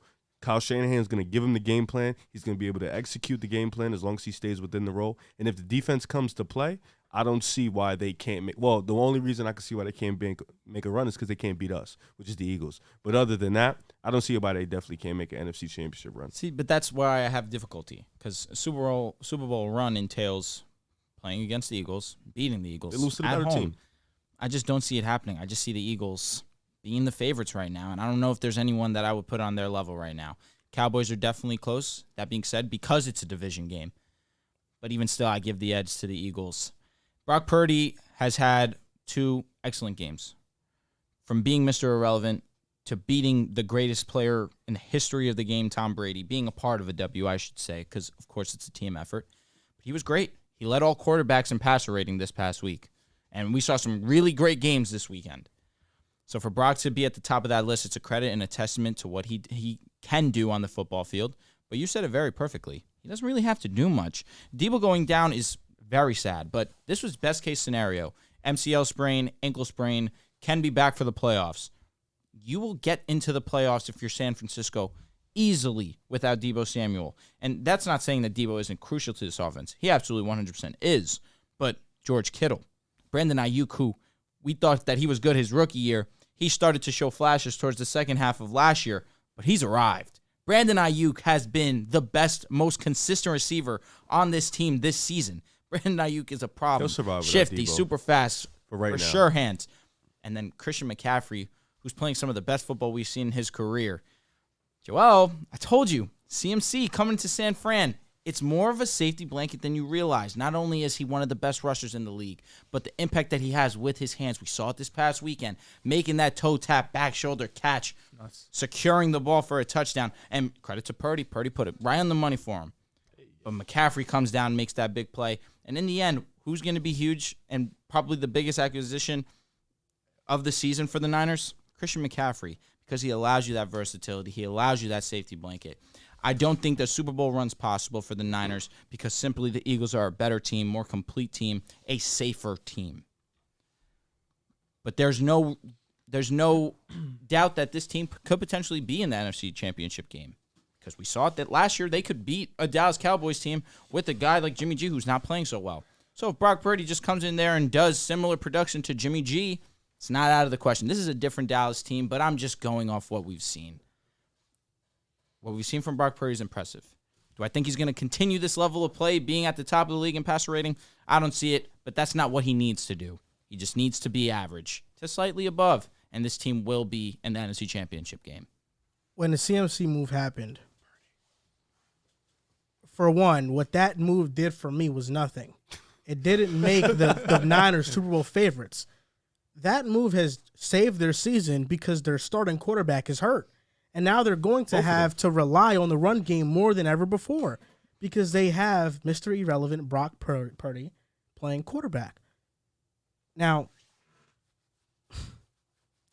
Brock Purdy had a nice game. It was nice. 16 for 21, 185 yards, 2 touchdowns. He ran it in. Yeah.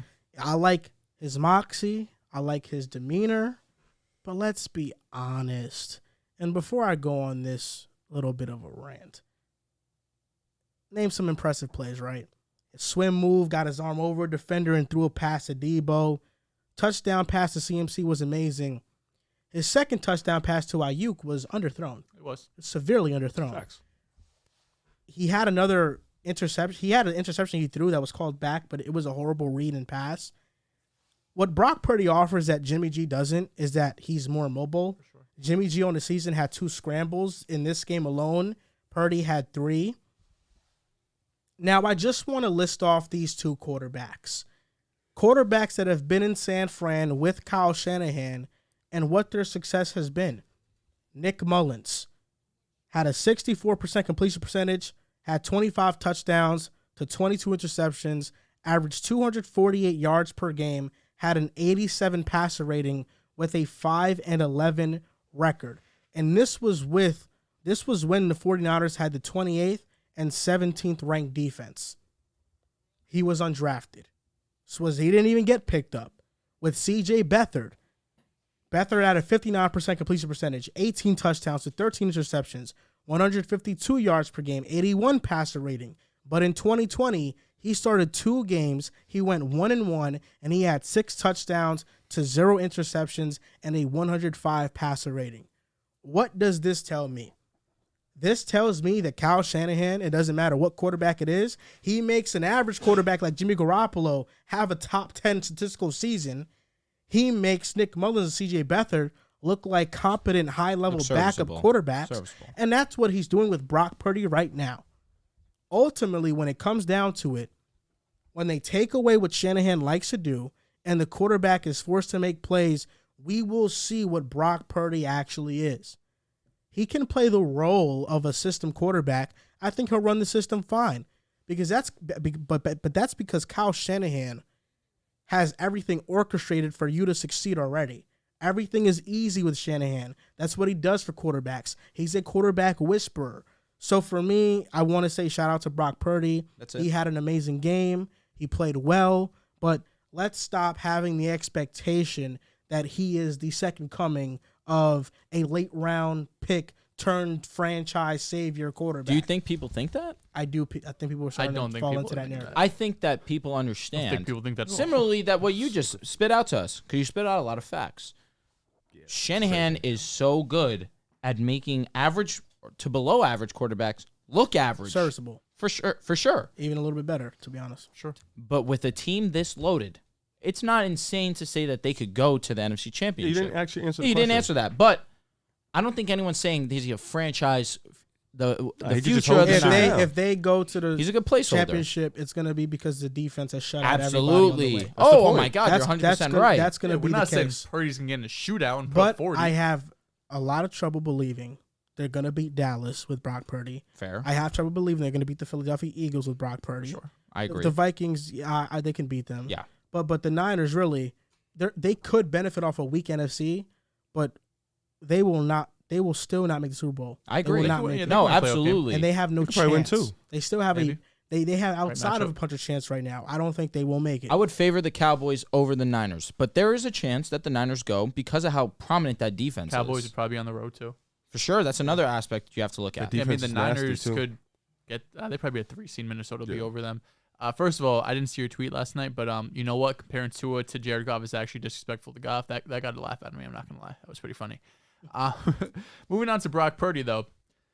These last 2 games. What was the need for that?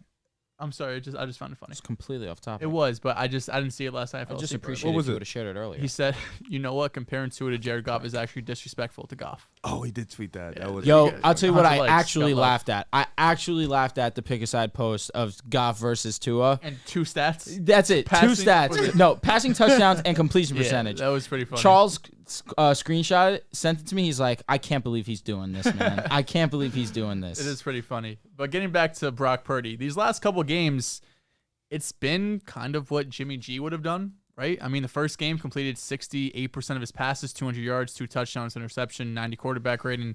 This past game, 76% of his passes were completed, 185 yards, 2 touchdowns, no turnovers, 134 passer rating. You can't be upset right now if you're a 49ers fan. I know, and it really pains me because I wanted this to be Trey Lance. Coming into the season, he was really the biggest agenda I was pushing because I believed in Trey Lance's raw ability, but more than anything, I believed in Kyle Shanahan and him being able to put Lance in the best situations to succeed. We've seen him do it with CJ Beathard, like you mentioned, Nick Mullins, Jimmy G, now Brock Purdy. So just a little bit off topic there, but this is what I really wanted to see Lance doing.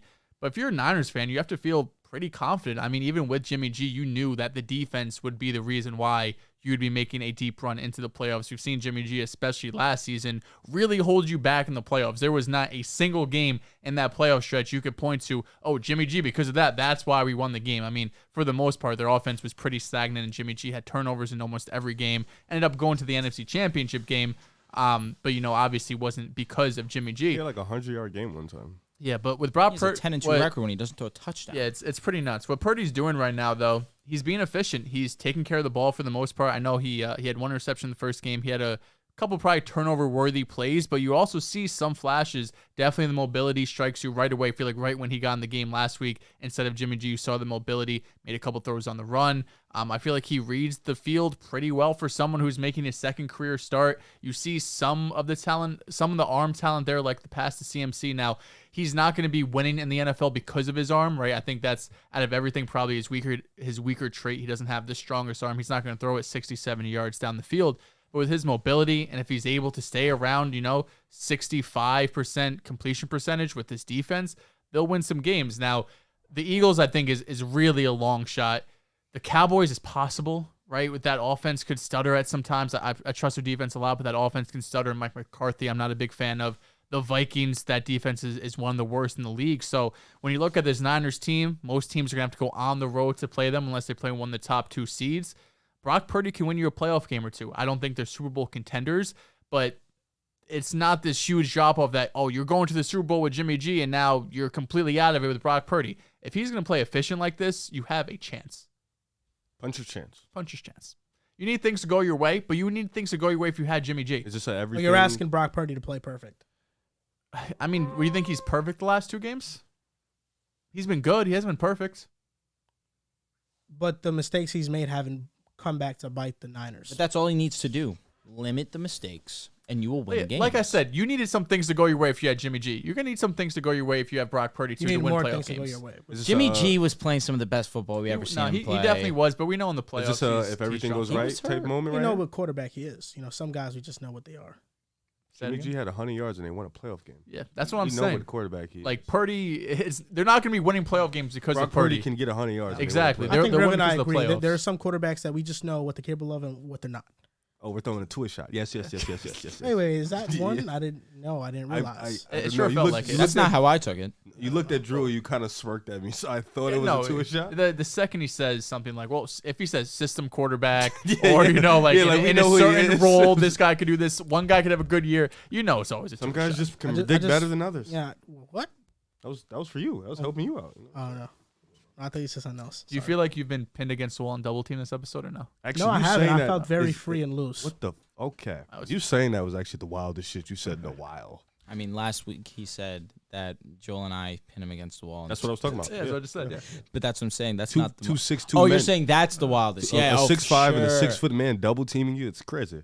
I'm Very 6'1". nuts. Throw some respect. Sorry. I'm actually 6 foot flat. No, you can't be. You're taller than me. I'm 6 foot flat. Ah, you're right. Or maybe. NFL playoff picture. Who's Never mind. What were you gonna say?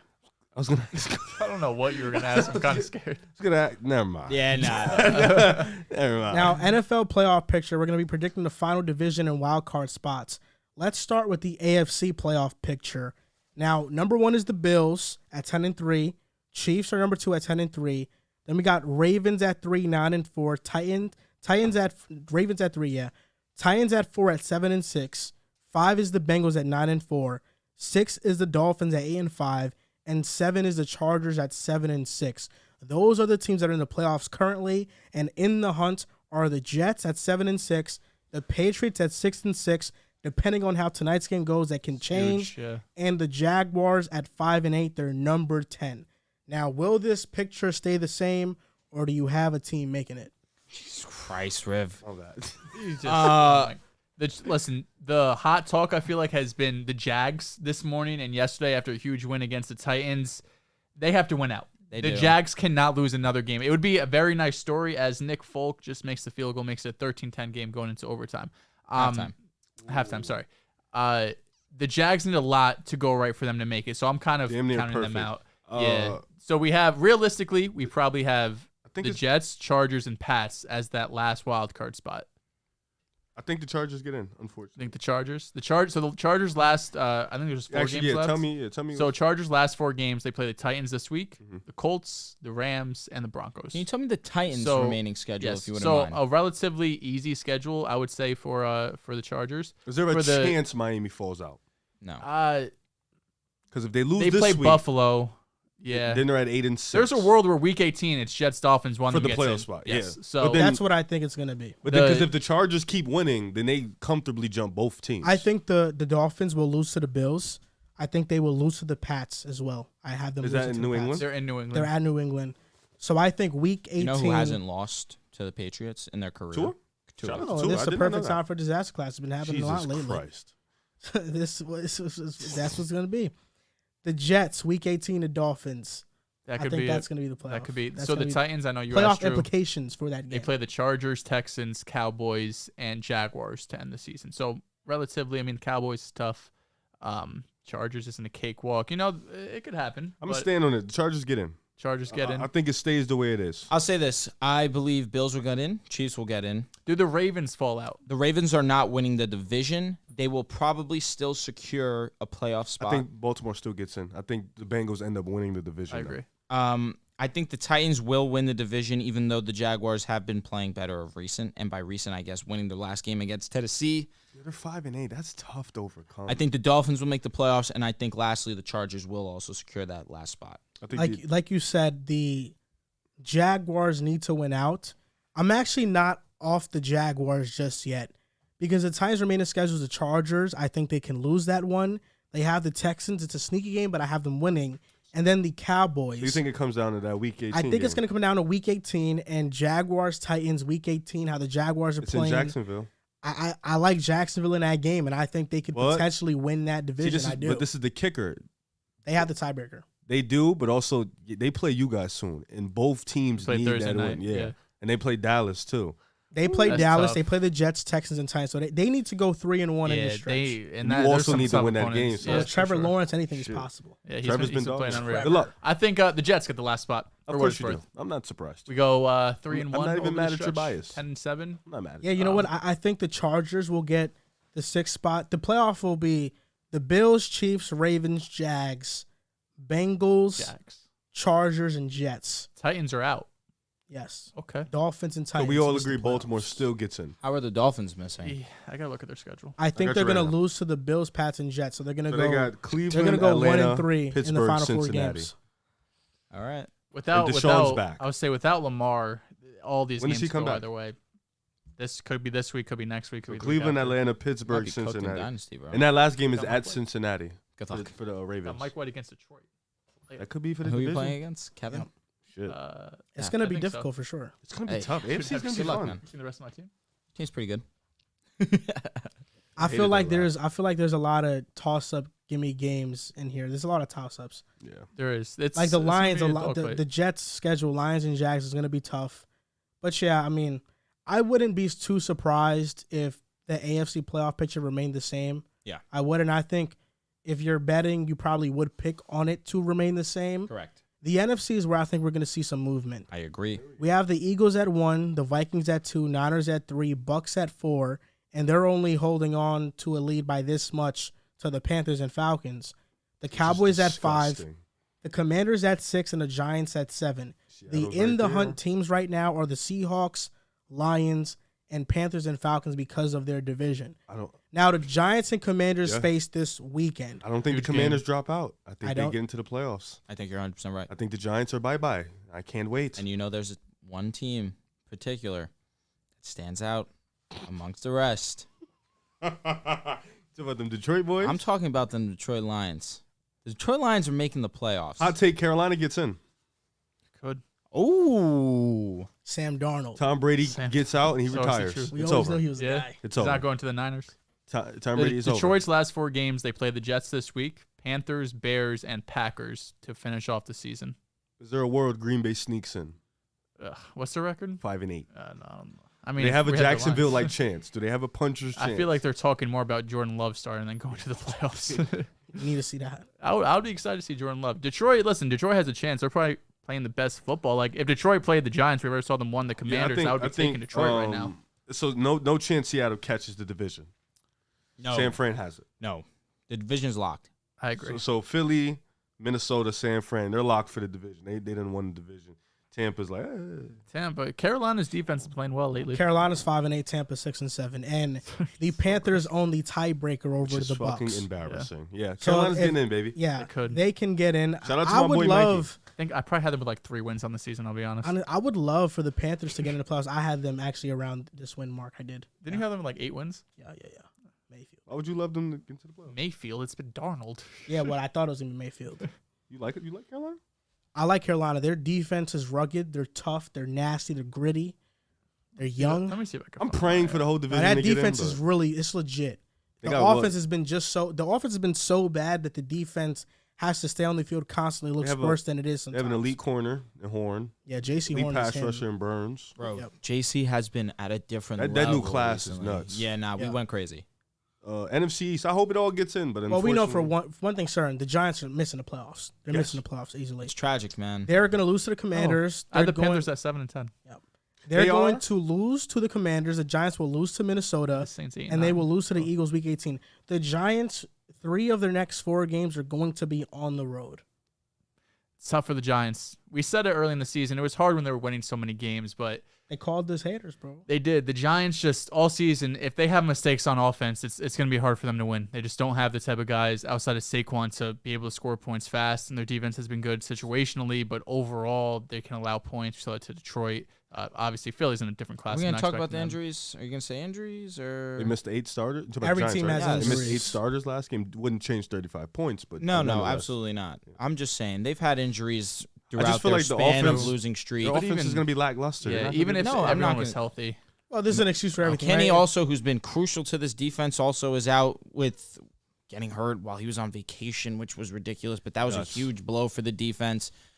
A lot has gone wrong for the Giants. Listen, that take each great for you guys. A lot went wrong for the Giants to benefit that take, but A you lot can't went be right upset. for them to even be in that position as well. I don't agree with that. I feel like they played very good, great football, honestly, on both. They shouldn't hold their levels. hat of like they shouldn't No, put their head down. they were a year early. This is a For sure. success. It just sucks Success for Giants fans. you would hope to And I probably mean have that a with top 10 respect. pick. you know? But at least you know, if you're the Giants, what we need to fix. Get weapons on You the got the coach. outside, get Got the middle coach. linebackers. We're set. We can make something happen. Daniel Jones showed that he can do something with minimal. You need like 4 receivers. Oh, yeah. No, I I'm not thought gonna lie. You Darius need, Slayton? a whole receiving core. the guy who leads the league in drop percentage. Slane could be a 4. Darius Slayton is so mid. No, he could be a 4 though. He could Yeah, be 4. your He could he be could a be your 3. number 4 gets injured, so Slayton comes in. No, that's just come Nah, on. Slayton's Mr. Reliable. That's something you can give him respect for. He could be a He'll be on the 4. field If every your single top week. 2 guys are But dogs, he's not he could someone be you the want to third, be your fourth number guy. 2. When you look at the Seahawks right now, their next 4 is the 49ers this upcoming week, Big game. at the Thursday Chiefs, at the Chiefs, Brutal. then the Jets, Brutal. and last game is the Rams. Not bad. They could go 1-3 and they could be 8-9 on the season. The Giants, I think, go 1-3 as well. The Commanders, I think, make the playoffs. I think the Eagles, Vikings, 49ers, and Cowboys and Commanders make the playoffs. Yep. So it's between the NFC South and the last wild card spot. Seattle's another team. The Lions look like they have the easiest schedule with they're facing the Jets, then the Panthers and the Bears and Packers. But not a the layup schedule. Panthers can upset the Lions. can. The I don't Jets see it can beat the happening. Lions. Yeah. That The Bears can maybe, with their but I don't offense. see it happening And either. And if they then- go 2-2 in this stretch, they're love going to that. be 8-9. You heard it here. I don't know if they own the tiebreaker or not. They've just been playing so great on so many levels. I Side- just see it, side I see story. it difficult. No, they're a playoff team. This They're a guy just playoff offered team. me a trade on Dynasty, and he said Moses Moody and a 2020 third rounder for Drew Holiday. He's I'm taking assuming- advantage of you being a Moses Moody guy. I'm assuming you have and Drew. it's working? It's working. I'm sitting here. I'm thinking about. Nah, I've been bro, sitting here for 10 don't do minutes. it. Don't You do shouldn't it. think about it. It's Dynasty though. I need it. Drew Holiday's gonna be good for years, dude. You're good. Decline it. That third Do you want me pick. to That decline third it for you? that third round pick. This draft is crazy. I don't know. Yeah, but was it 10 people? Yes. Okay, so that's So- going to be like the 30th player. It potentially or could maybe be, like yeah. 20 something. 21 to 30. That's Yeah, the facts. selection. He also has Kuminga. Let me finesse. Counter. Counter. I'm him. Kuminga and Moody. I Need need to make a deal. So who do you get in the last spot? Yeah, Lions. Sharp. The Lions. Mm. You think the Panthers get in or no? The Bucks stay. I think the Bucks stay. It was a tough matchup this week against San Fran. Yeah, I don't think anyone was expecting them to win. The Bucks, The so they Bucks have the schedule Bengals, is- Cardinals, Panthers, Falcons. They hold their own fate. They could go 3-1. You said the Bucks hold the tiebreaker, or the Panthers own the tiebreaker. That Week 17 game will decide most of it. I'll take the Bucks, but I don't feel confident about it. And the last wild card spot, The Panthers actually control their destiny. If Don't they be on the wrong side of history. if the Lions Pan- can- Giving you a chance. if Get the in. Panthers win out, they will make the playoffs. They control their own destiny from here on out. The Panthers do. Okay, so I asked for Dyson Daniels. I like it a little bit the better. Commanders play the Giants, Niners, Why are you going Browns. for futures? Oh, Your team God. ass? Yes. Lions might actually. I was at a baby shower and I got through 4 picks, got drunk, and then I missed the rest of the draft. Yeah. So they auto picked Fred fucking VanVleet. Yeah, I think looking at the Giants' schedule, the Commanders' trade Fred schedule, instead. I think the Lions. There's a world the Lions get in here. Yeah, I think they're a playoff team too. So Yeah, I they could definitely get in. I would be Get in happy now. if they. Get in now. I would be happy if they got into the playoffs because I think the Lions can upset a team in the playoffs. I Rather really Talk do. to him. Actually, I'm not gonna say what I was gonna say. Yeah, say I was gonna say, I'd rather watch the Lions play than the Giants. Yeah, I easy. mean, that's what's wrong easy. with They're that? more exciting. Oh, we have a Lions lot. are Of, a way we better. have a lot of Giants, Giants as a friends. Giants I supporter, think I'm telling you, Giants nothing know wrong with that the Lions are far more exciting. Shout out to my watch. brother Sean. No, man. there's definitely Giants fans who think that would beat the Lions, even Well, though they just lost them. Yeah. But that's just fan. I'll tell you what, Lions really could upset someone in the playoffs. They really Ooh, could. if they're the- Yeah, I'll tell you what. They Would play you? Minnesota, probably. They could play Minnesota the They can first beat round. Minnesota. There you go. That's it. They can beat whoever comes out that NFC North, South. South. If they were North? better, or South, if they though. were better on the road, then then I would really chat. They can They beat the have 2 road Niners. wins, just checked. No, for sure. Think so? But Goff, his play is different. on Is the it- road. San The Fran only, they're think in- so? the only team I think the Lions can't beat definitively is the Eagles. So you think they can I go feel like into they San can Fran get- and they win can- that game? No. They can give the Cowboys a run for the money. They can beat the Niners. They can beat the Vikings. You have to go all in on this take right now. The Niners is crazy. The Lions are a You don't very even know if good they can team. make the playoffs. No, but the way they're playing, they can beat I those teams. understand. I don't think they're going to beat the Talking Niners. about they went They toe to could- toe with the Bills. The Vikings, they could beat. Thanksgiving. True. You ain't have no idea that was gonna happen. No. Jared Goff, you respect him. That's why You picked the Bills to win, didn't you? I did. Niners just whooped on Miami. You though. want you And they want to did know win. what you want to know what else I picked? Who? Some boom fantasy picks not hit on them because I trusted the Lions and Jared Goff in their It was performance. an offensive explosion, so Yes. you picked overs. It would hit. I did. Yeah. Yep. And Should've Jamal went to He Williams. sent me a counter. Here we go. Here we go. That's Counter. your counter. My counter was Dyson. While you do that, NFL Pick'em Week This 15. mother, he sent me Jalen Williams back.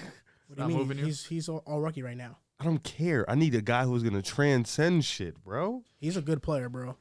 Nah, bro, this ain't it. I need Dyson. I'm gonna throw another first round. I think Jalen Williams is better. It's a better pick than I'm Dyson telling you right right now. now, Riv. Dyson's like 19. Riv, do yourself a Oh, favor. Brian. Riv, just do yourself a favor. I got the big Close the hats phone. on.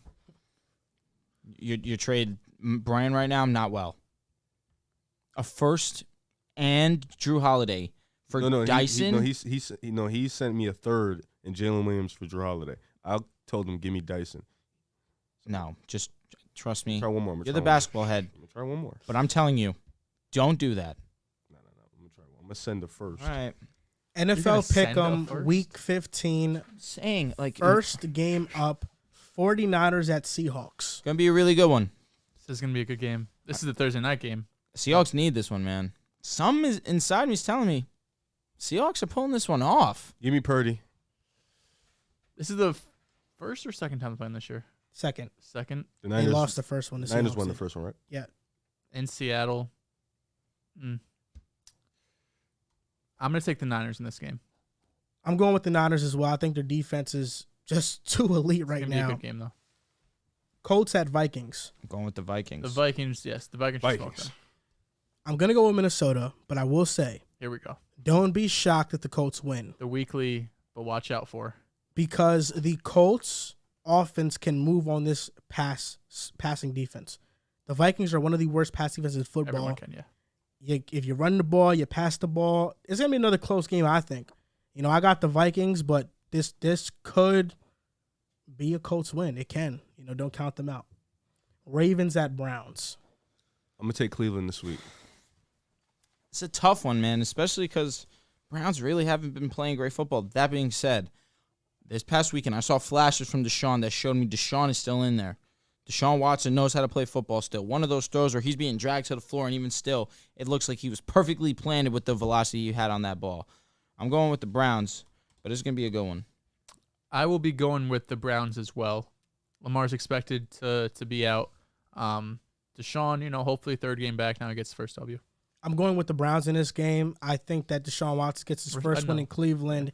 And the Ravens, their offense has not been able to move. Tyler Huntley got hurt. Anthony Brown came in at quarterback. Ooh, they beat the Texans, so his second win. The Ravens have to be near perfect to win. Was he 2-0? And I don't think they'll do that. He's 1-1. Dolphins at Bills. Give me Buffalo, man. It's a tough one, man.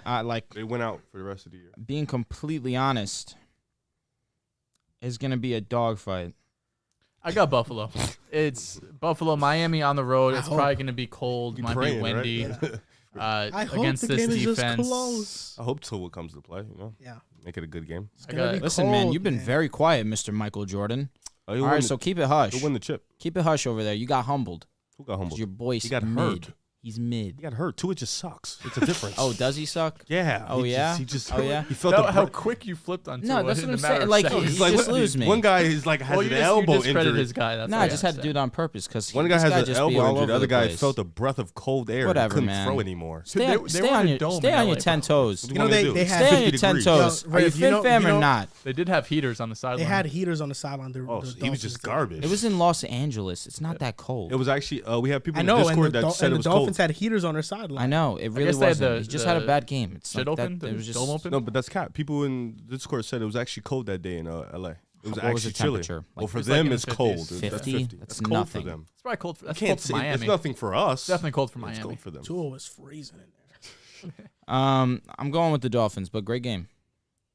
Hey, I picked the Jets last week. I don't Okay. blame them. See I'm you next going with week. the Bills in this game, and hot take, I'm going with a Bills dominating defensive See, performance. I ain't gonna say that. I ain't gonna say I'll that. take it a step far.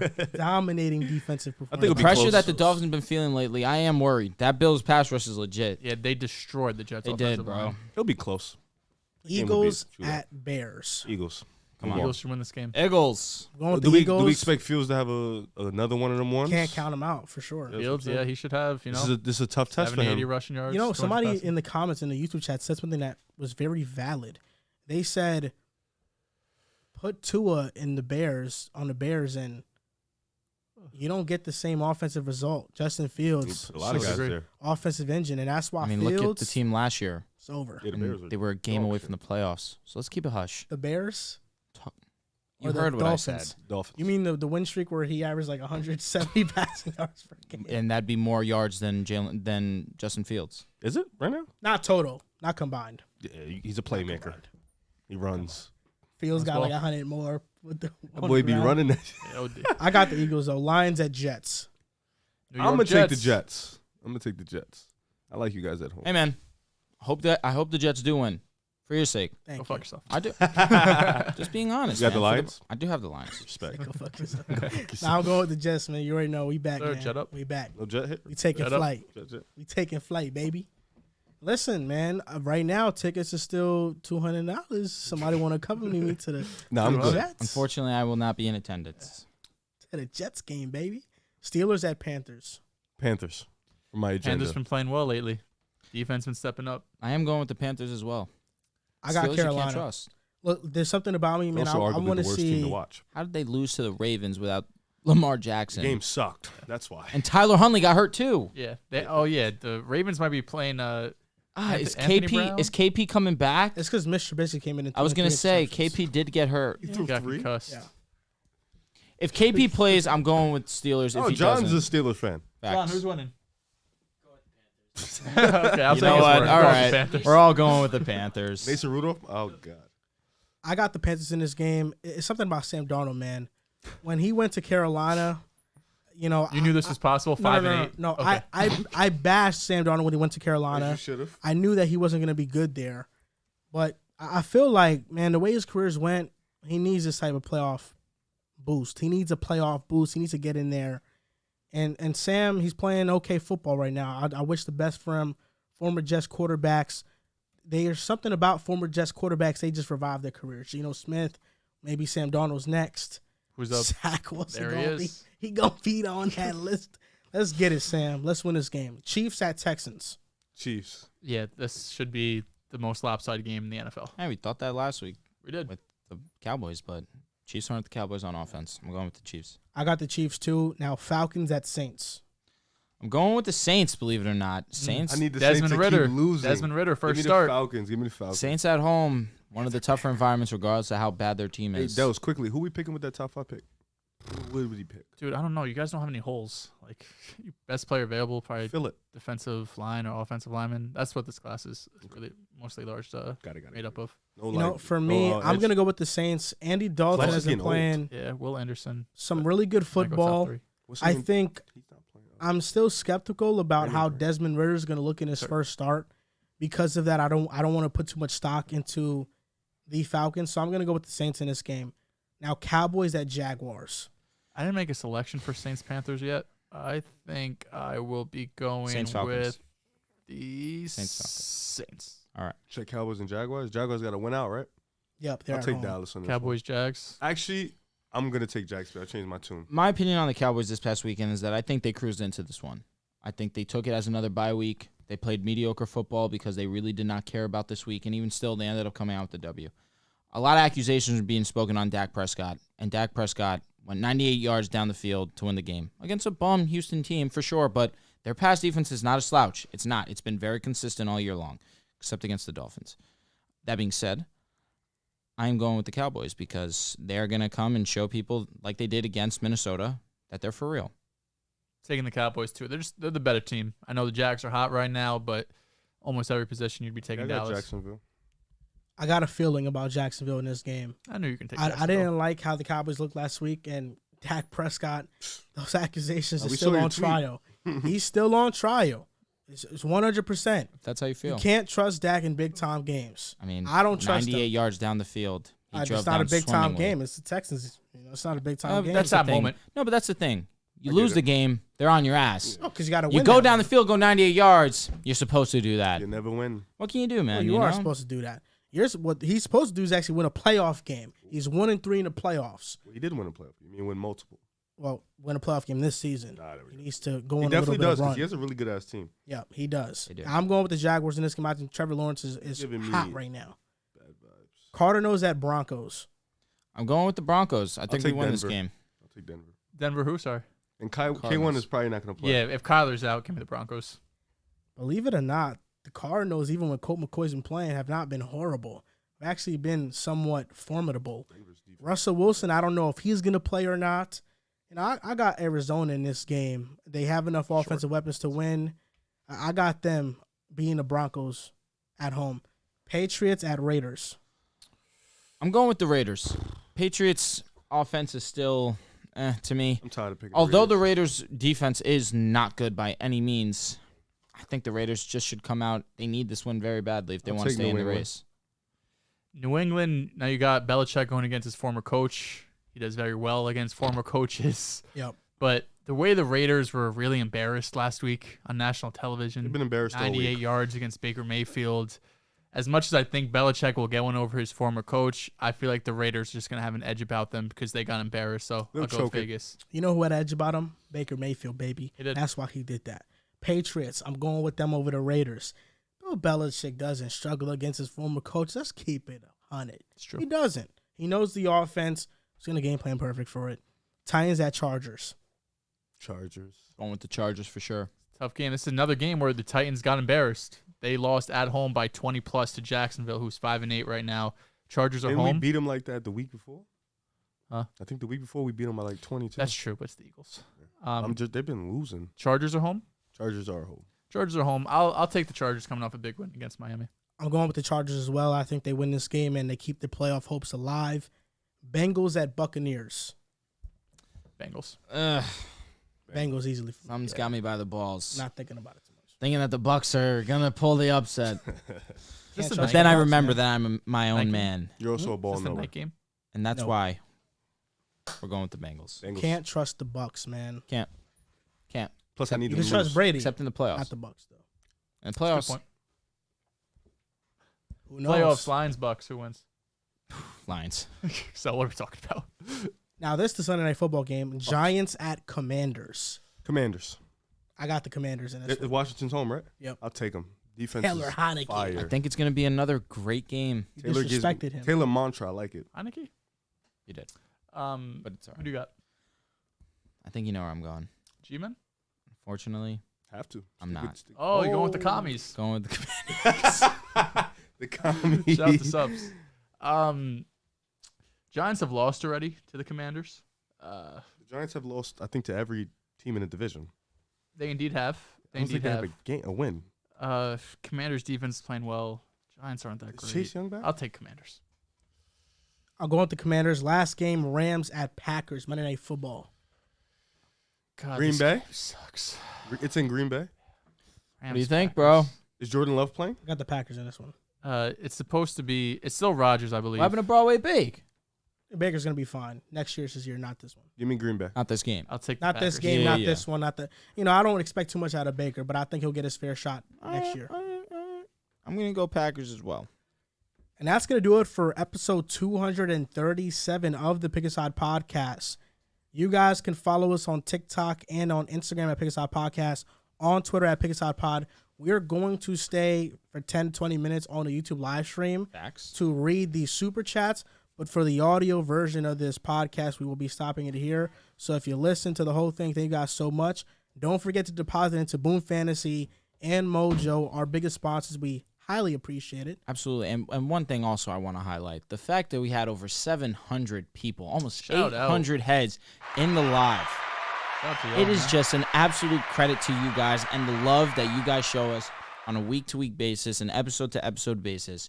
You guys are the reason that we're in here every single week, twice a week, putting out content because we just love to see you guys interact with us, and the love you guys show us is just unbelievable, and we appreciate all the love you guys give us for sure. Yep. So thank you guys for listening, and we'll see you next time. Now, on the topic of super chats, Love it. let's get into the super chats. This one is from Chris Bass. I'm very glad Herbert shut Emmanuel Acho up. The social media quarterback narrative made no sense. Also, will you guys ever talk about the NHL? Unfortunately, I don't know if my Probably guys won't. to my right and in front of me will be able to talk about hockey. I really can't talk that in depth about hockey. All I care about is my Rangers, to be honest with you. But Emmanuel Acho, even I'm happy to hear him Me too. done. I'm happy to hear that I'm done. glad he was at the game. He watched the master class. He was an idiot, bro. Shout out to those guys over at GD, but the fact that they were riding that wave also with Herbert being GD? GD. Am I allowed to say the full name? Shout out to the boys over at Game Day. Okay. Whatever. Oh. Whatever. The fact that they were riding that wave a little bit too, I was like, come on, boys, we can't do this. But Emmanuel Acho reached out to them. That was pretty cool, of course, but he's not. He's not a social media quarterback. He's not. He's so far and above that. It's just obvious. Use your eyes. It's such a bad take. We won't be talking about the NHL unless it's just Drew talking about the Rangers. I don't know a damn thing about the NHL. Yeah. And yeah, Acho's take sucked. It always sucked. It always will suck. I think he put a ban on himself for talking about the Chargers or Herbert. He said something on. He said some smart things. He too. said he's not allowed to talk about Justin Herbert being a social media quarterback until week 18. There was two other simulations. I can't think of them right now. It's just still dumb, It's That's the reason why the Herbert Tua shit gets you have someone like Acho putting I this know, and, huge debate over Tua versus Herbert when just let them live in their own lanes. He just put a megaphone on what already was loud. Yeah. That's what it is. The Dolphins fans were already making those comparisons. Yeah, And they annoying shouldn't with have. But the They social shouldn't media have. one. Yeah, and I'm The glad social media VBS was. Oh, that was hilarious as What? hell to watch. VBS taking them L's. I remember early in the season when Tua was beating up on these, bad defenses.